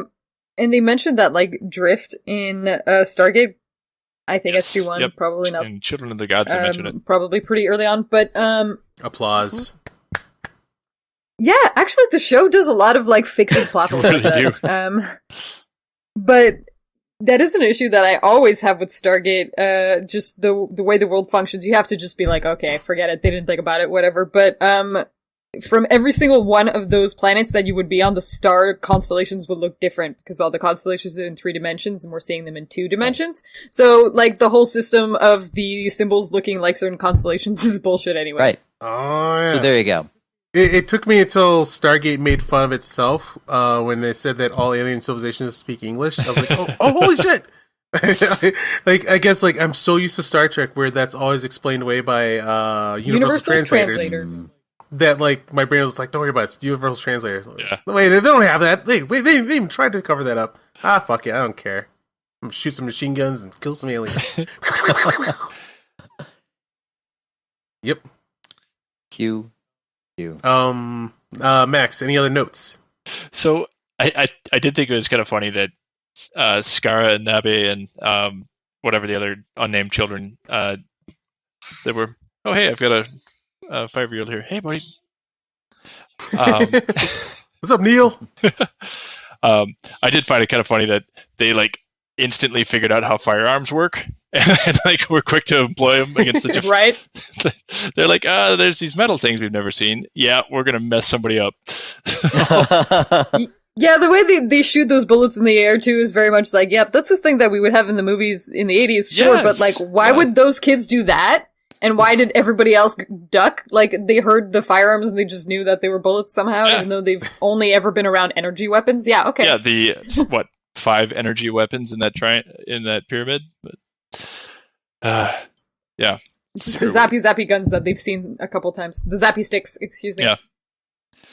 Then there's the cute scene where they give the one guy a Fifth Avenue candy bar. I was like, no one's. This is your product. No one's placement, ever eaten a Fifth Avenue. Oh my god! That's what I was saying. No one back then ate Fifth Avenue candy Fifth bars. Avenue was all over this movie. What a weird sponsorship. I don't think I've ever had one. I think I've got one in a Halloween assorted bag or something as a kid. I've had them. Yeah. They're unremarkable. And then I guess what came to mind was you don't know what this guy's digestive system is like. Can he handle you're on another planet? He's never had this before. Oh yeah, are you gonna kill him? We don't know. Hey, he could be lactose intolerant. We don't know, but fuck it, just give him candy bar. I don't care. We're just meeting aliens for the first time, as far as we know. While we're talking about that scene, though, did you notice that Stargate Atlantis has a reference to the movie? There's a bit where they go the first time they meet the Janai. Yeah. They have to join the festival, and they all get drinks, and then Ford is like, "Oh my god, this is moonshine!" And Taylor and the rest of the aliens laugh. Hey, they're all drinking. I'm not getting the movie reference. That's I think. Are you thinking of the first episode of the show? No, I guess I am. Where Skara's got Skara and his buddies. Yeah, and they all drink, and then O'Neill takes it, and he's like, yeah. O'Neill's like a shocked parent. You're all drinking this? Well, yeah. What else do you do out here in the desert in the middle of nowhere with no written language? Obviously, we get drunk. Gotcha. So that was in the first SG-1 or Atlantis? That's SG-1. Gotcha. Okay. Then yes, I may have remembered that. I'm not sure. Yeah. I just combine the movie and the episode at this point. That is the best way to do it. One of my notes says that this movie makes me want to watch Krull. Really? Yeah, I was sensing the bending toward the X-Filesization of science fiction, where everything's just dry and everything looks normal, and Krull's just wild, crazy shit every scene, and the backgrounds are wild and push your imagination. So seeing them in just desert settings and huts, and occasionally inside the ship. Yeah, if you're gonna do sci-fi, give me something that's not on Earth. Mm-hmm. Yeah. Do some freaking awesome stuff. Yeah. But instead, they sit on beds of dirt. Let's go to probably the most boring place they can go. The desert. I mean, SG-1 does respond by just going to Pacific Northwest forests everywhere. Yeah. A little more interesting than a desert, at least. Let's see. It's just, for me, it's hard to reconcile like a structure in a desert with nothing around it, and they have to how far would you say that town is? Like at least 5 miles away from the one pyramid? Yeah, that is a pretty weird. But like there would be so much around it if that was like the dependable solid Does structure. This guy have only one? Sorry. Another note. Does this guy only have 9 henchmen? Like, yeah. How does that happen? 4 soldiers, like 2 pilots, and a bunch of kids. And a bunch of kids. And a creepy bunch of kids. Like, and the although actor, I mean, go ahead. Good touch for Egyptian culture of all of the little kids just like body shielding him like immediately, but creepy. Yeah, creepy, but appropriate touch for what they're going for. And then the actor for Ra has, he has an extremely youthful look. I don't know how old he was during the filming. I know he's been in a number of movies before that, or aggressively beautiful. He's aggressively beautiful. Indeed. But so he has that like kind of ageless look, and then he's got this weird batch of kids running around with his 4 or 5 soldiers. I wasn't fully getting his shtick though. He's a creepy bad guy. He's like an anime villain. He moved seductively, but like I don't think he really wanted anyone. But then like, are you a badass? But all you can do is like knock people across the room, and like your eyes and your smile makes it seem like you're just so powerful. But you can make your ship go up and down. That's about it. Like, right? Yeah, I was like, I don't know what you're smug about, dude. Like, yeah. Why are you acting so cocky? Well, there's the one time that he like fried one of his guards' brains, right? Right. It took like an hour. Yeah, you're running out here. I was like, dude, maybe you should have, warm up first if you're gonna do that. Like, the guy's deal that he had going on, you need more to back that up. Y'all forget, up until that point, he was subjugating a bunch of people who didn't even have writing. Right. Yeah. That he had, like, deliberately kept all tools from, and that were trained in, like, mining and fear. So, he didn't really have to be much of a badass to keep them subjugated, and then a bunch of dudes showed up with guns, and he's like, I think I'm the best thing in the world, and they're like, hey, you've never met an American. Kid 16, who... Now, did the guns work on the guard's armor? I don't know if I should call him Jafar or not. I don't actually recall. I don't think they worked in the beginning, right? Because I thought those first few shots, like, that made the guards seem invincible. Oh no, they were just the guards were just taking them out left and right because they were stealthy. That's right. Yeah. At first they're overpowered ninjas, and that's right. By the end of it, then they just turn into foot soldiers. 2 hit point ninjas. Yep. Well, they're lethal in that feel the threat scene, and then they're not so lethal when they actually do anything. I will say, the helmets on the guards in the movie are awesome. Badass. They are so good, and the way they like retract from their heads and whatnot. It just, I mean, especially for how old the movie is, that looks great. Yes. Yeah, for early CGI, like when first hit, when you first saw it, that was like, what? Yeah. That was a mind-blowing moment when it first happened in the theater. But then, like, the bad part of that is like me going, why are you guys taking it off? Like, it doesn't give you? It looks like it gave them more protection power. Yeah. Then they just because they can't see out of it. Apparently, right. This is pure intimidation with the big helmet. Right. It actually doesn't do anything. We can't see anything. I can't see anything. Whoa! I have to fight now. That's take this thing off. But yeah, I guess that's like one of my like a small pet peeve of mine when you have something cool. Like, stop taking your mask off. Put your mask back on. I'm not fighting some dude. I want to fight the mask guy. Put the mask on. Yeah, that's it. Now your head got cut off. But I'm sure fighting in those masks was really difficult and hard to do for the actors. Mm-hmm. And so for like the real knockdown, drag out Kurt Russell fights, mask got to go off. Send my regards to King Cut Asshole. That was hilarious. That's Kurt Russell. Yeah, Kurt Russell also was very un-Kurt Russell. Yes, yeah. Yeah, wasn't he? Yeah, I love that guy as the wisecracking Foolio. Him being just straight-laced stern was a bit dry for my low Kurt Russell. Yeah, for sure. Kurt Russell. Kurt Russell. Well, there's that trope they talk about a lot with like movies, action movies especially, where the main character will be like really blank slate, so that you can fit yourself into there. And if that's what was happening with Kurt Russell in this movie, I get it, but like, dear God, just put a little more in it. Like, what about that kid of yours that just passed away? Like, what? There's just nothing. Yeah, I'm sad. Agreed. Yeah. Yeah. He need. I would have liked if he was the guy who said that one liner the entire movie. Other than that, like, yeah, it seemed like out of place for him to. Or I guess what we're seeing was losing his kid. He lost himself, and then through this adventure, we finally see him wake back up again. Mm-hmm. So then it makes sense that he's maybe wisecracking and smiling and walks off into the Stargate. Right. Yeah, but he definitely went on the journey. And then at the end, there's that scene where, you know, we see all the good things happening, and they keep cutting back to Kurt Russell's reactions. Right.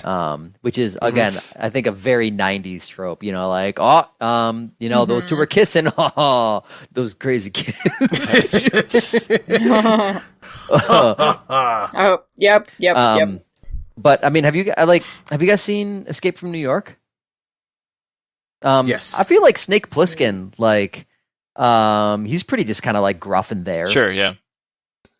True. You know. My favorite Kurt Russell is Big Trouble in Little China. Absolutely. So good. That is most Russell. Max Russell. Speak of Russellus.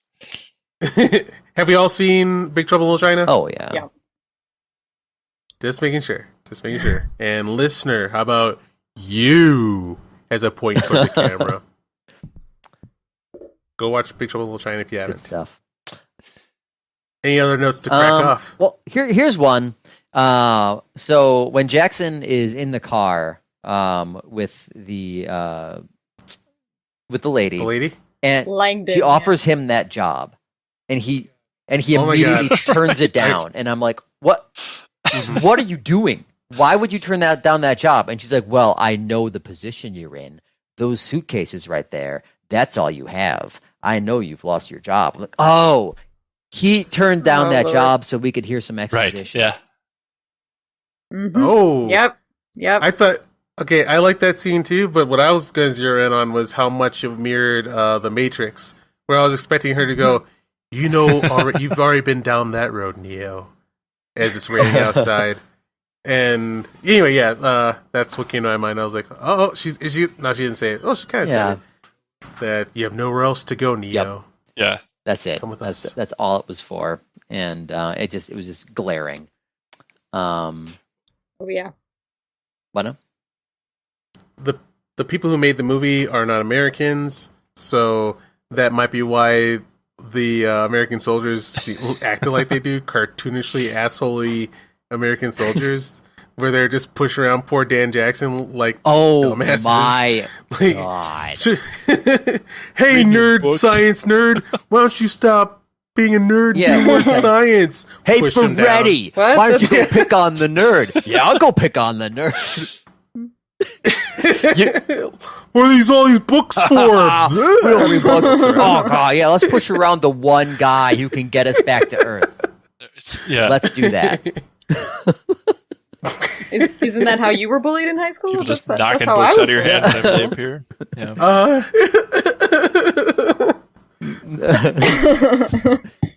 It was how dare you have books in a school? Unforgivable nerd. That'd be cool. Now I went to school full of nerds. Yeah. I actually like. I don't want like. I was bullied. Not to turn this into a bully thing, but I was bullied quite a bit. Like in grade school and middle school, And as soon as I joined the wrestling team, it stopped. Yes, cool. Same. Imagine that joining a sport made people not want to make you mad. After finding myself through a book called The Halfling's Gem through a hero named Just and gained confidence with myself, I finally turned to my bullies and I could see them for the fools they were, and they stopped bothering me. That's great. True story. Nice. Yeah, you read the... Sorry to get all deep about it. Hold on 1 sec. Keith, you read The Halfling's Gem first? No, but that was like the clincher. Oh, okay. Like the first 2 books are like, holy shit, this is me. I feel this character. And then like the final Halfling's Gem, so like, you know, Driss is going through all the struggle of like being bullied through himself on top of the world. And the last book, blah, blah, blah, blah. There you go. All right, I'm with you. I just thought you read them out of sequence. Yeah. Nope. But I did see the Halfling's Gems first in the library. I was like, fuck that book. Little did I know. Yeah, that cover was underwhelming. Yep. Because it was white guy dressed. Oh, yeah, that's right. Anyway, but that's another story. Okay, yeah, but you have to tell me what the name of the series is. What's the first? Crystal Shard. The Crystal Shard? Let's see. Yeah. Oh, okay. What was the first trilogy? No. The first book is the Crystal Shard, but is there a name for the first? No, the Icewind Dale trilogy. Yep. Okay. Huh. Yeah. Yeah. Thank you. Yeah, those books help define like me and Max. The best. Nice. Great series. Mm-hmm. Pretty big. Yeah, that was like foundational philosophy for me turning into a real person. Wow. Yep. Well, I should definitely read it. Stuff. The Keith Hayward that you know finally came online fully. I was like, so this is what I'm supposed to be doing. I have never come online fully. Is that a thing that ever happens? I would put it off if you have the option. I think there are periods of times when you find it. Like 3 Body Problem also kind of forged me pretty hard. So that was pretty cool. A funny little note that I hear says, this music acts like something grand happened, but there's still just walking nuts. Yep. Because the music just like... The composer didn't read the script. They're just trying. The music was going wild. The composer did a better job than this movie deserved. Yes. Yeah. Yes. They're just walking. Like, okay. This is epic. Yeah, I mean, when the music came on, I was like, oh yeah, this music. I remember this music. It's very epic. It's good. It is very good. Yeah.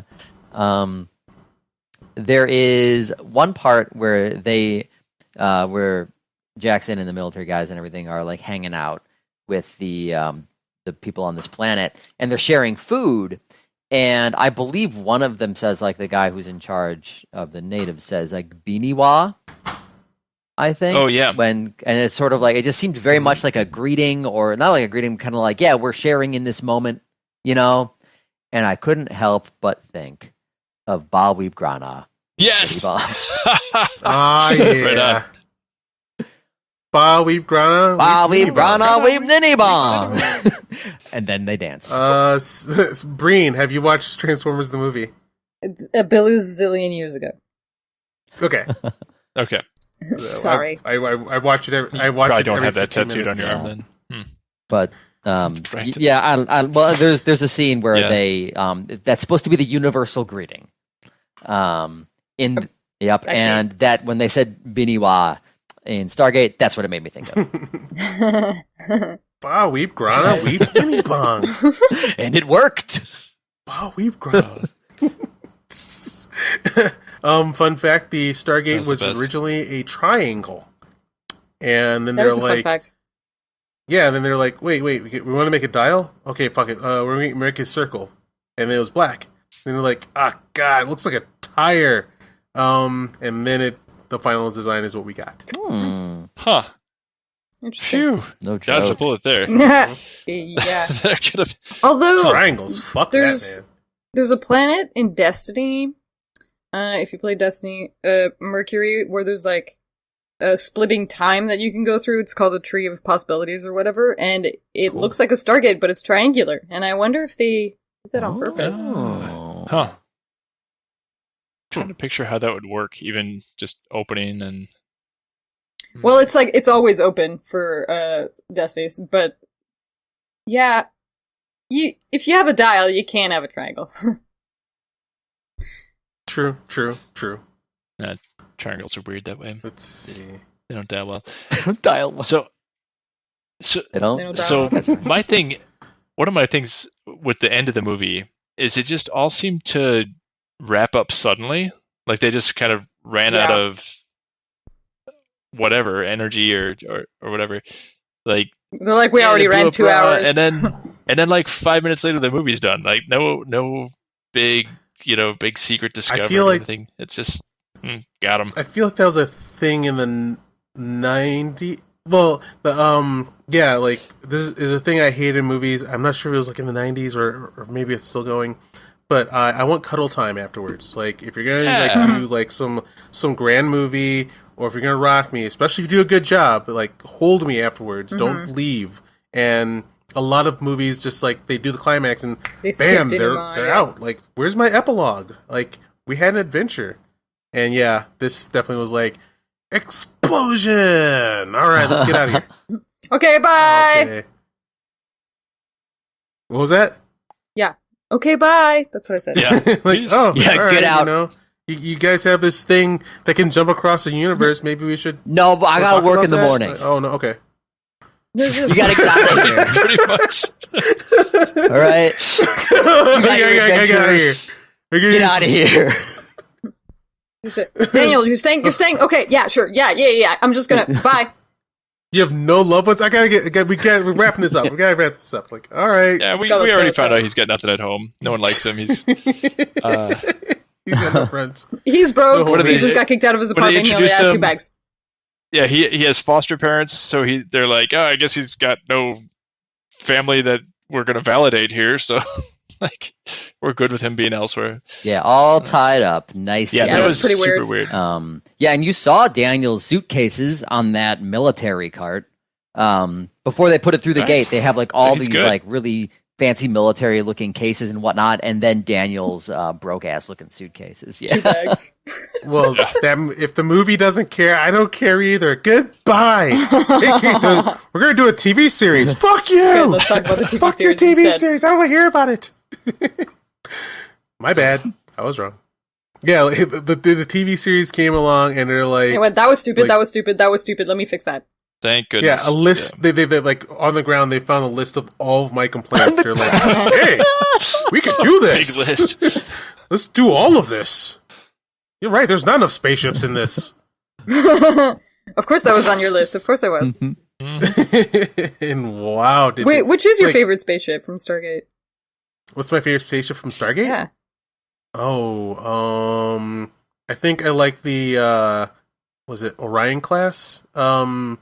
The ship they keep blowing up from the like in Pegasus, they keep on running into ancient Corvette ships. Yep, and then blowing them up. Yep. Yeah, you could make a TV show on that ship if you'd stop destroying them. I mean, and actually, that's kind of what they come around. Kind of. Did they have any of those that last more than an episode? Puddle jumpers? Well, no, not the puddle jumpers. The Orion class. Oh, no. I mean, that's kind of what the idea for Universe was. Yeah. But it just didn't pan out. Had some ideas. And I'm also falling. Had some ideas. I give in. I fall in love with the puddle jumpers. Like I've had so many adventures on those little stupid shuttles with their big. They're so funny. Displays. They're just like a set. They're just like, we built a box for everybody to be in. We can all see everyone clearly. We will put a giant window on the front so it's easy to look inside. Perfect. It is a box with a giant window on the front, and I've had so much fun in them. So yes, I love the way they dock. Some puddle jumpers. I don't think I've seen that yet. Right? You might have perfectly on. But I'm not sure. I think it ducks. Oh man, 305s. Those 305 fighter ships are fantastic. I love those. Those are perfect fighter ships. And I like how the Tauri can make ships that are, at least when it comes to fighter ships, more than a match for any aliens. Because usually, like in science fiction, if before ID4 at least, like any alien ship could just kick the shit out of anything we had. But yeah, I like that we are able to make some ships that can tangle with the badasses. Do you have a favorite ship, Sabrina?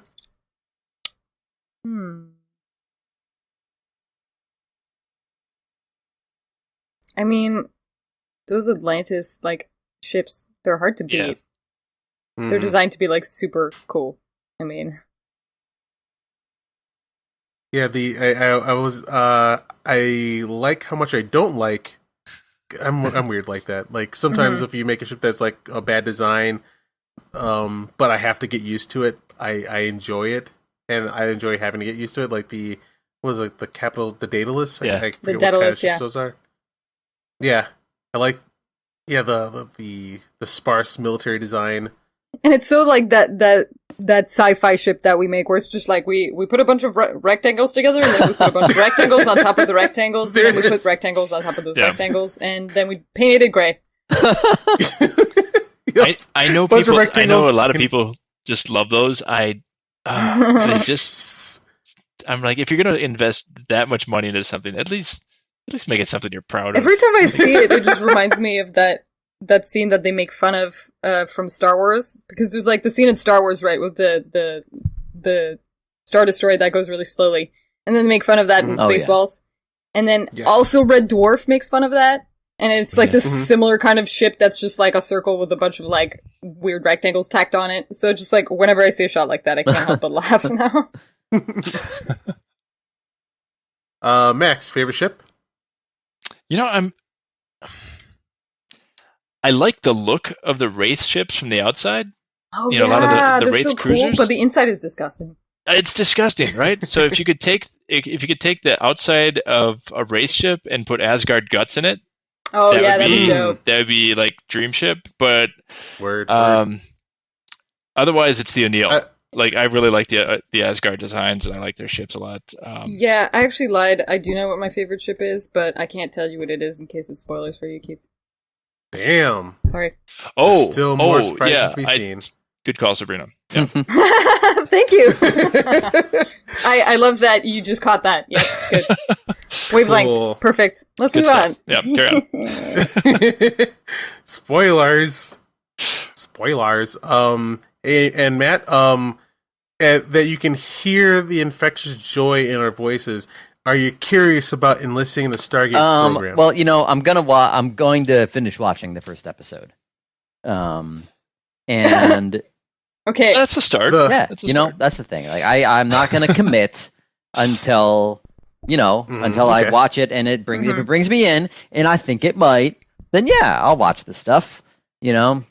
Okay. I appreciate how much work I had to do to get into the show, because I feel like it's such a different kind of sci-fi where it's not like a lot of things copy Star Trek. Yeah. Babylon 5 is a bit of a copy of Star Trek, but this is just like so uniquely its own thing, and it's really like you have a us base. in space. It's like what in space? It's what? Us in space. Yes. Yes.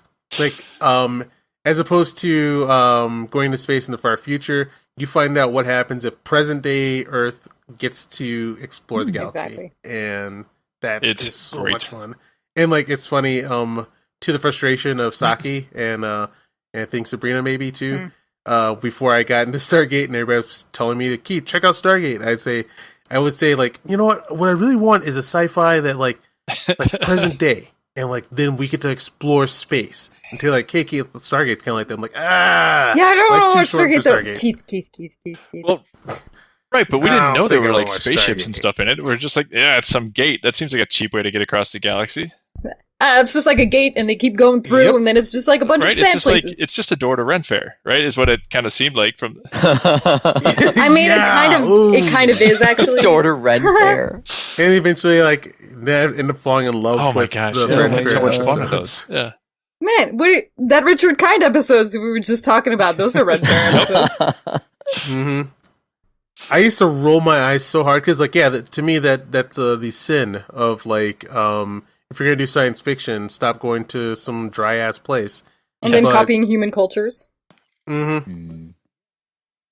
they managed to vary it up so well and put so much heart into it and so much fun. So, just also the concept work for the Wraith is really dope.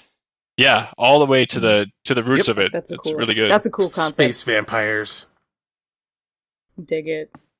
Well, like I said, I'll at least watch that first episode, and Great. promise me something. If the chemistry of the actors in SG-1 don't hit you, still like try Atlantis. Yeah, I give you that promise. Thank you. I can't. I really think it's important. In a deep nerd way, I think it's important to work your way through the frustration of SG-1 because, like, I didn't like it. Keith, you already know. You already know how to do this. Yeah, right. We went over this earlier.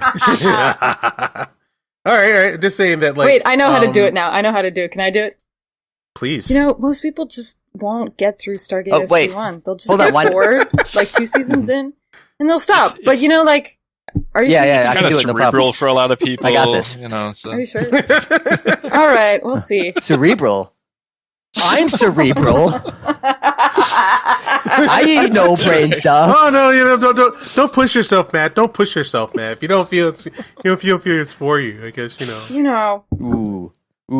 But it is written by a bunch of nerds who clearly like Star Trek. So without the manipulation part, though, I just want to say that like the fun of getting to Atlantis, because like you work your way through until it does actually earn your attention, and then it's still only so good, and then you earn your way. Like the story opens up and says, "Hey, this plot line, this path, and now you have unlocked the new TV show." And like the glory that like the blossoms from it as you see like how different it is from the original show, how each show gets to be its own thing. Yeah, it was just a fantastic trip. Like I haven't experienced that since DS9. Oh, really? Nice. Yeah, I did not want a fuck DS9. I did not want to go there. When that show first started, I had the same thing. I held my nose and full of went into the imperfect space station that can't go anywhere. Mm-hmm. Yeah, I always told my dad it was a Space Sid instead of Space Trek, and then I actually watched the fucking thing, and I was like, I'm sorry, Dad, I was wrong. Yep. Ooh. It was decades later, or at least like 2 or a decade and a half, whatever. But like, I hit one of those droughts, like what happened with Stargate. There's nothing else on. I think our roommate Jason, me and Matt's roommate Jason at the time, he had the box set, and I was like, you know what? Man, I haven't been to Star Trek in years. Like, even if it sucks, I'll still be watching Star Trek. So then, like, just got used to it. Got used to made new friends with the new characters, even though I thought they were a little weird. And eventually they grow on you, and then you blast off into adventure. That's what Stargate does. You know, I think you're right, actually. You do have to watch Stargate SG-1. But for my own personal reasons, of course, because you can't really get the proper evolution of Rodney McKay unless you see him in Stargate SG-1. Oh my gosh! You have to hate Rodney. You have to hate Rodney sufficiently first, exactly. Oh, and I so hated him. Yeah, me too. But he's Rodney, my favorite. But Rodney's kind of like a Zuko moment where I've never seen like. You know how Zuko like grows and like it's just amazing to watch him go from this piece of shit. You're so totally on his side at the end. Like Rodney, this character shows up in one episode of SG-1. And he's just a dickbag of a person. Just the sorry, but I was so mad and like he's like disrespecting my favorite character. Oh yeah, he's the worst. Sam. And like he touched her butt once, and I'm like I hate him. And then ready to throw him through the coolers. Then like I'm forced. I thought you were gonna say, no, I said we were gonna like. I wanted an episode where Sam just picked him up and threw him into the kawoosh, right? And just, like I was so done with him. But then, like, you're forced to hang out with him in the new series, Atlantis, and like he's an asshole. But then, like, as it goes on, you just get to know him, and he grows, and you go to adventures, and he does a Zuko. Yeah. I've always appreciated a Zuko, or I guess you could call it a Vegeta, too. You know, where the villain becomes the good guy, right? Yeah. Just an asshole? All right. Well, no, I would say he was a villain at the beginning. Yeah, he was villainy. Yeah. I considered him to be a bad guy. But he was. I mean, he was definitely a bad guy. Saying that one thing about a bad guy, but not a he wasn't a bad guy. He wasn't the bad guy, but he's definitely a bad guy. There you go. Yeah, it's true. No, you're totally right. You can't understand the journey of Stargate unless you take the journey of Stargate. Like, when people were telling me that I had to put up with I was like, please, Keith. Oh my god. I was like, oh my god. Like, for a full season or more of this guy. And dude earns it. What a freaking great actor. There's something definitely to be said for that, where, where sometimes you do need to earn it. You need to go through all those trials and tribulations before it means something. You know, we, like, again, talking about, like, Dragon Ball Z, whatever. Sometimes, like, these big fights meant a lot more because of all the build-up, you know? It makes you, like, you go on a journey. And because if you just get there immediately, it doesn't mean anything, you know? You got to put in the time. Yeah. And I think that's a lost thing that we don't get as much anymore, because I remember, like they were guaranteed, like, 4 seasons. So they got to take their time, and, like, the show just got to take its time, versus shows right now, they gotta come out of the gate and look the greatest, like The Witcher. The Witcher's, we're really awesome, really cool. Just look at us. Here's look 10 at us, episodes. Just do your best. And then, like, well, everything is like, here's a movie in 10 episodes instead of here are 10 different episodes. Exactly. There you it's go. A completely different. Yeah. That is my. Oh, it's a completely different experience. You know, and shows still do. I was just thinking about that same thing, Sabrina, where, like, you know, they release these things that all comes out at once, and people binge the entire thing all in one go. Whereas, as opposed to seeing one episode and then cogitating on that for a week or whatever, you know. And then, like, the writers themselves, they're thinking in a 10-episode movie, and that spreads out the urgency, or, like, the story, and, like, you get, like, lost, like in Picard.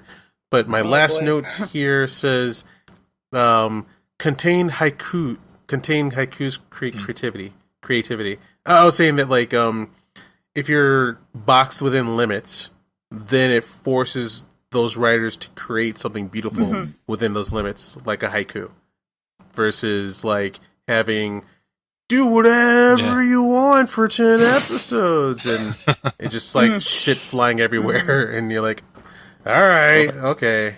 Yeah, I agree with that. You gotta have, like, if you putting constraints isn't necessarily on people, on situations, whatever. It's not necessarily a bad thing in a creative situation.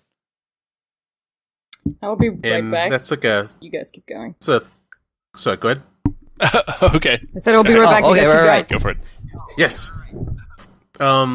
There's and, like, so with the fall of Star Wars, and me, like, wondering, like, what the fuck happened? Because to me, and I understand, like, limits make creativity, but I'm still researching, like, why that is. And because to me, like, I thought we should get the greatest Star Wars of all time.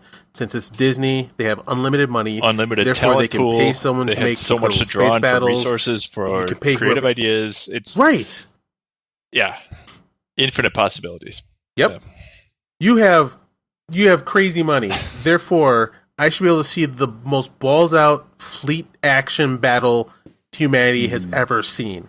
And then instead, their ending battle was 4 X-Wings versus a planet, and all they had to do was fly at it and shoot it to blow it up. And that's...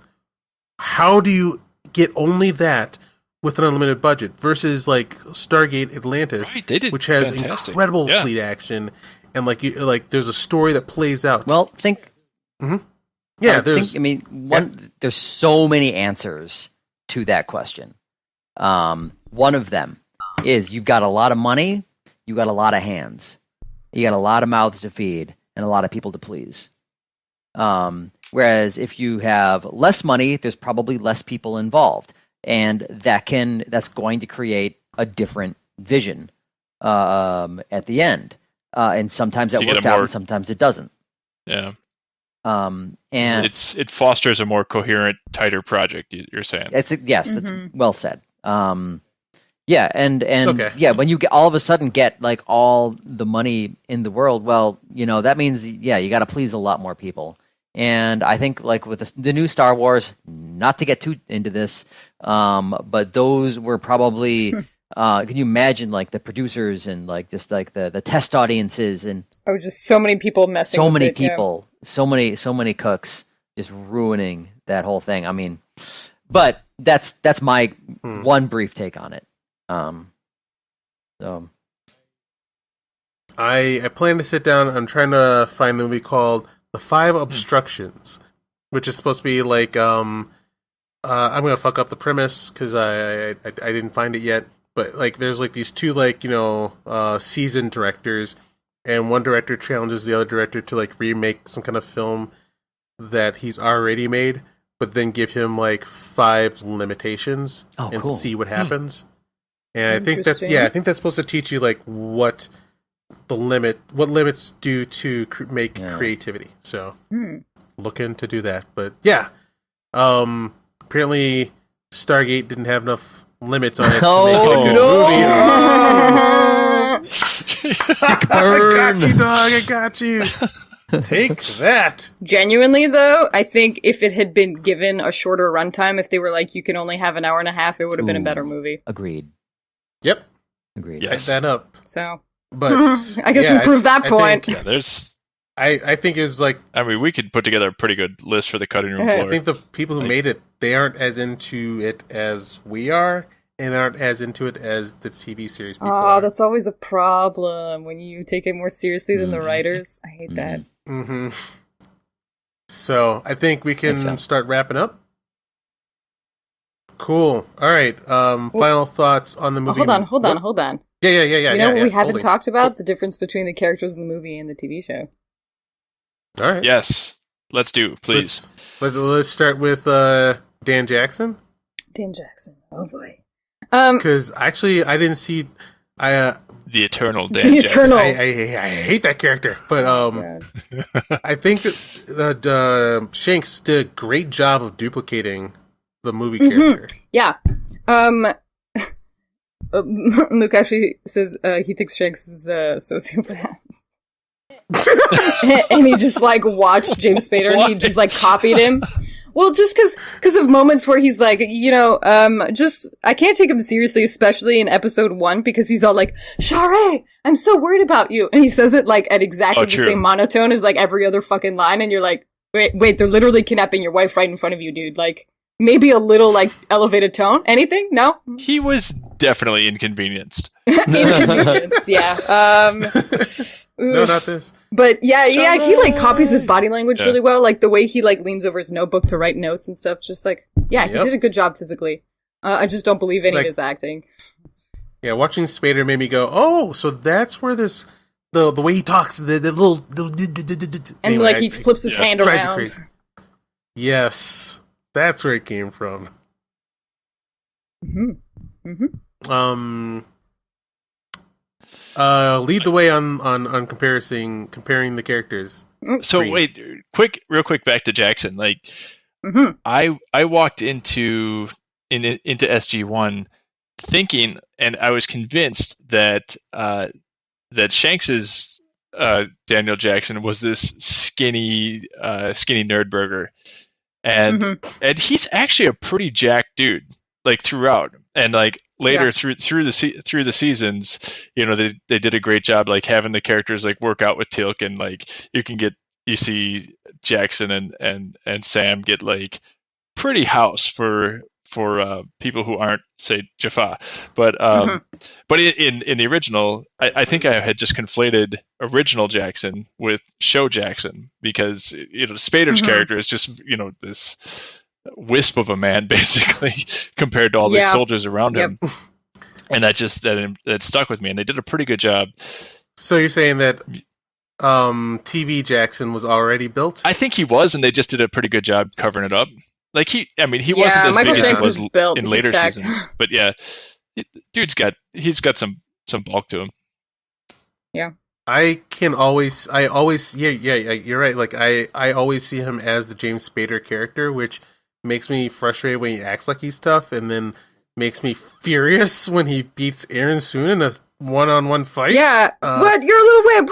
What's up with that? It's my only explanation for that is it's Chiana remote controlling Aaron's son, and that's why she can't do anything right. Yeah. And to clarify for Matt in the audience, like the characters from the show I love, Farscape, the actors cross over and end up in SG-1, and I can't help but see it as like SG-1, the lesser show, getting greater characters and like lording over my greater characters, and then like you get to see the characters fight, and like he punched her in the nose, and like she's like, ow! I'm like, Aaron's son would. Oh my god, no! Oh my god, I'm not watching this happen. Wait, okay. Yeah. Can I help you with this, Keith? Yes. This is what's really going on in the scene, okay? She's letting him beat her so he feels tougher than her, so she can like push him for that relationship. Yep. Okay.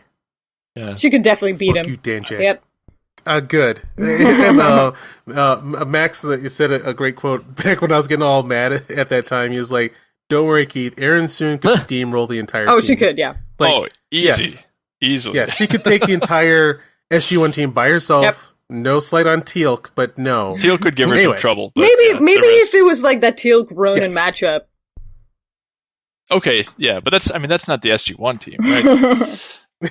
True. Teal'c and Sam, if Jackson and if Jack and Daniel weren't in the way, I think Teal'c and Sam could probably mount a decent defense, but Aaron would just would steamroll him. Crush. Farscape, better show than SG-1. That's all I keep forgetting we live in a world where not everyone has seen Farscape. I haven't seen Farscape.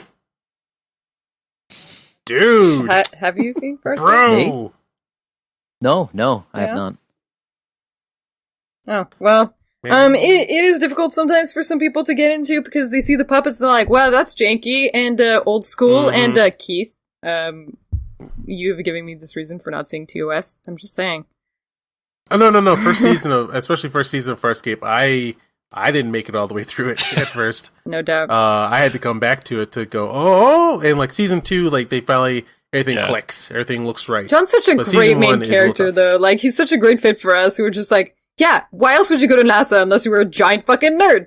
Look at that nerd. he's a nerd. Oh, just like making references that like the audience gets, but that none of the cast, the show gets. It's my favorite. I love it. Yeah, he's like he's in top 3 man crushes of all time. Like that guy. Oh, easily. Yeah. I actually started watching Farscape, and how many episodes in did I get?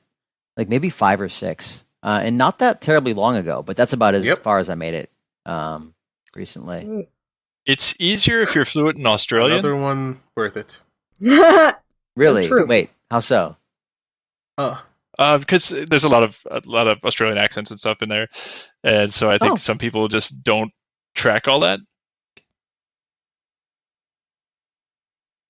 I do. Not to keep pushing shows onto you, but as if you'll stop if you have the time. One new show at a time. Right. Watch Farscape first. Wait, really? I think you should watch. Oh my god! I think you should, because then you appreciate them more. Yeah, I mean, here's the thing. Like, I'll how many seasons into Stargate did Farscape show up? 8. Stargate. 8? All right. 8. Which is just all right. Well, I'll. That's about when you hit Atlantis. No, this is going back to a time when you could just enjoy a TV show. Like, you're not gunning to get to the end. Anyway, you're watching it for anyway, indeed, enjoying your time. Yeah, you have to watch SG-1 because of the Wormhole Extreme episodes. Oh, you're gonna love it. Oh my gosh, that sounds great. Yeah. I'm into it. And here's the thing: is that like the more I think about it, the more I realize that like I probably watched a fair amount of Stargate episodes when it first came out, but it was so long ago that I remember basically nothing. Yeah. It was a tough show to jump in the middle of too. Indeed. So, but damn glad I finally get around to it. Me too. All right. Do we have any more the Jack O'Neills? Richard Dean Anderson, a much better choice. The same, Kurt Russell's not even trying. He's just like that snarky, fun, like, whatever, I don't give a fuck. With the exception of the name and the tragic background to their children, like they are wholly separate characters. Like, truly, like there's really not a comparison between them except that Scar knows them. Yeah, they don't even treat Daniel the same way. No, Jack's super warm, and he and Daniel have that good heart to heart in the first episode of the show, and that would not have happened with the movie characters. Richard Dean Anderson can't help but to, what would an asshole do in this moment? Richard Dean Anderson, also one of my very first man crushes, big time, like MacGyver. Did not miss an episode. Oh, MacGyver. Yeah, let's talk about this. MacGyver. Okay, so there's one MacGyver reference that's super obvious. Mm-hmm. Sam literally says... When she says... Keith? We MacGyvered this thing together. Yeah. And then I told Keith that I thought that there were 2 MacGyver references, but that the other one's a little esoteric, and people might not count it, whatever. But I think... Okay, so Richard Dean Anderson shows up, and they're like... We need to know if they're alive on the other side. And he's like, I know exactly how to do this.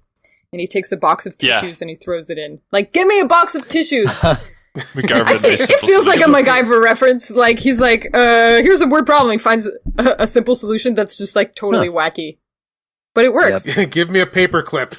I will show you if he's there or so not. I count that as a MacGyver reference. That's the other one. Totally. I'll take it. Awesome. I'll take it. But yeah, it was rough trying to get used. Yeah, like that was another thing that kept me away from the show.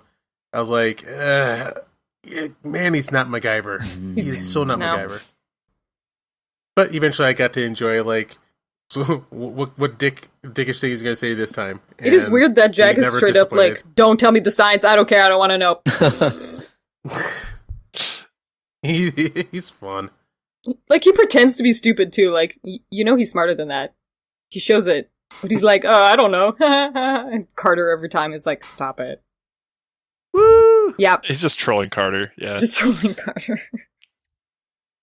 Carter, God bless her. She's the one who helped me get into the show because, watching the show at first, I just I need to feel like I'm in Star Trek. Mm-hmm. And Sam Carter, she's the character who acts like she came out of a Star Trek show to make you more comfortable with the weird people you're getting to meet in Stargate SG-1. Mm-hmm, mm-hmm. Oh yeah, she would easily fit in Starfleet. Yeah.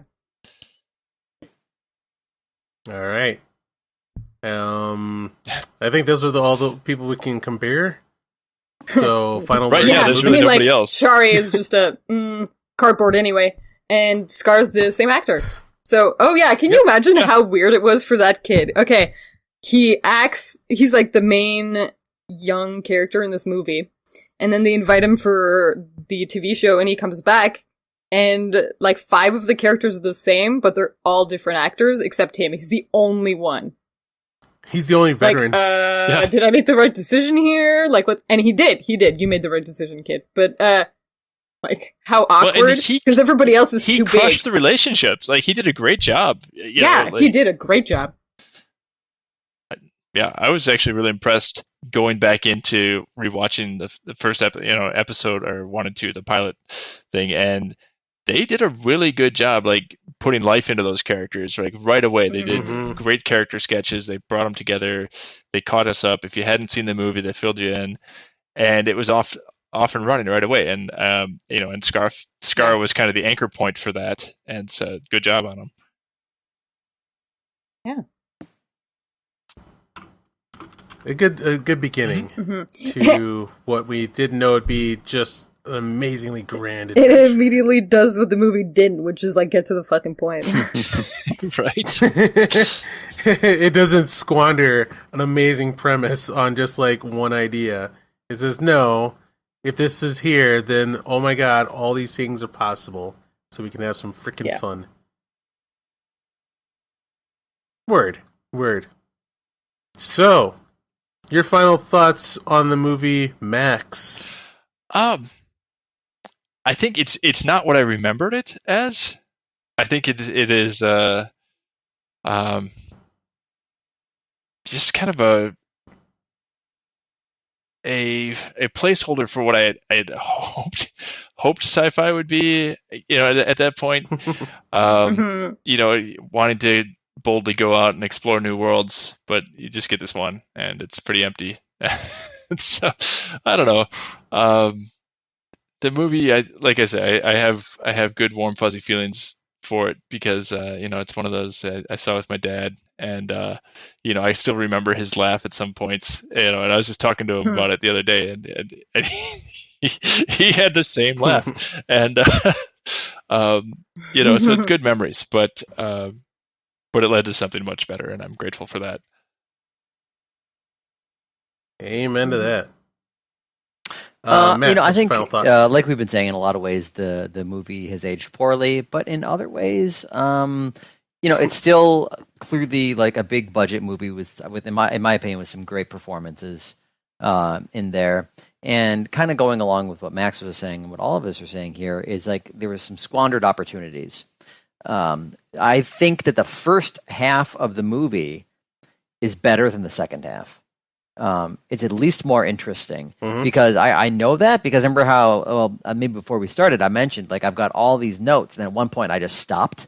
That was almost immediately like when the villains showed up, I stopped taking notes. Yeah, isn't that weird? Like the movie got less interesting once you have aliens in the mix. Like, how could you even do that? It became more of like a plot that we've seen a billion times. Whereas before that, and I think personally, like you're invested because there's all this possibility where they've got this, ancient Egyptian device, and it's going to go somewhere. There's going to be aliens. It's going to be crazy. What's going to happen? And then you get there, and then the aliens show up, and like, oh, that's it. That's and his 8 dudes. One alien. That makes people mine for 10,000 years. Yeah. So I think it was a study in squandered opportunities. But that said, despite the poor aging, et cetera, I, for the most part, I still enjoyed it. Cool. Sabrina, your final thoughts? thoughts? It's the kind of movie that I'd put on in the background while I'm like doing something else. It's fun to watch bits of it, some scenes I really like, but it drags on. Thank you for giving birth to the show, I guess. Keith? All right. And then my final words are, that opening, the beginning of the movie is really good, I think. It's a great, like, build up to, like, oh man, what boundless adventure will we see? Oh no, we're on the other side, nothing happened. Let's... Alright, at least I got a giant explosion at the end. I'm not going to be mad at that. I'll say that I did like the mechanics of that finale, because the geometry, or I think that's the word I'm looking for, the layout of everything worked. I could tell where that chamber was, where the teleporter was, so that when like the dance of like moving this here, that, take off this guy's head, put this bomb here to finish off the bad guy, I thought that was well paced and blocked out. Exactly. They were very thorough about showing us like where the teleporter was. I was still like, you big dummy, you didn't lock your door. Like, that nuke. And the way like he's kind of like walking towards the teleporter as it's firing up, like what does he think he's gonna get? He almost looks expectant. Like, oh, is that the pizza? I just ordered Seamless. Is that the pizza? Yeah. I think they wasted an actor too. He did have an imposing look. Like, if they'd just given more heart behind everything about him, he could have been a classic villain. But instead, he's just like hissing and moving about. But all you did was make people dig in dirt, dude. You suck. Hey, sometimes he kidnaps them and then sticks weird worms inside them so that they become possessed. No, he doesn't. That's TV series. Yeah. You're right. So, yeah. God bless the show for giving the toys over to other people to make better stories. Yeah. All right. So, I think that's going to wrap it up for us on this zero number episode of Couch Command. Thank you guys for joining us. So if people want to find more of your work on the internet, Doc Falconer, aka you Matt, can find me on Instagram and Twitter at Doc Falconer, and you can also find some things at thearmorycomedy.com. It's a comedy group that I am a member of, and nice. And right now we're doing a lot of online shows. So I have one that's going roughly every maybe 3 times a month, called Spooky Town, where we invite people on and they tell their allegedly real ghost stories or spooky encounters, and then we talk about ghost stories and stuff like that from people's hometowns. Yeah. Nice. Cool. Let's see. Since you're not an internet guy, Max, what would you recommend if someone to say, what's all this tabletop RPGing about? What's all this about? What first book would you recommend them pick up? It's too good of a question. Yeah, it is. Yeah, I don't know. I think there's so much that's been pop cultured for tabletop RPGs now. Like, everyone knows it. Everyone's familiar with, watch Stranger Things, watch or tune into any of the umpteen the Critical Role shows. Critical Role or any of this. It's weirdly to me much more into the public consciousness now. But just pick up a D&D book, I think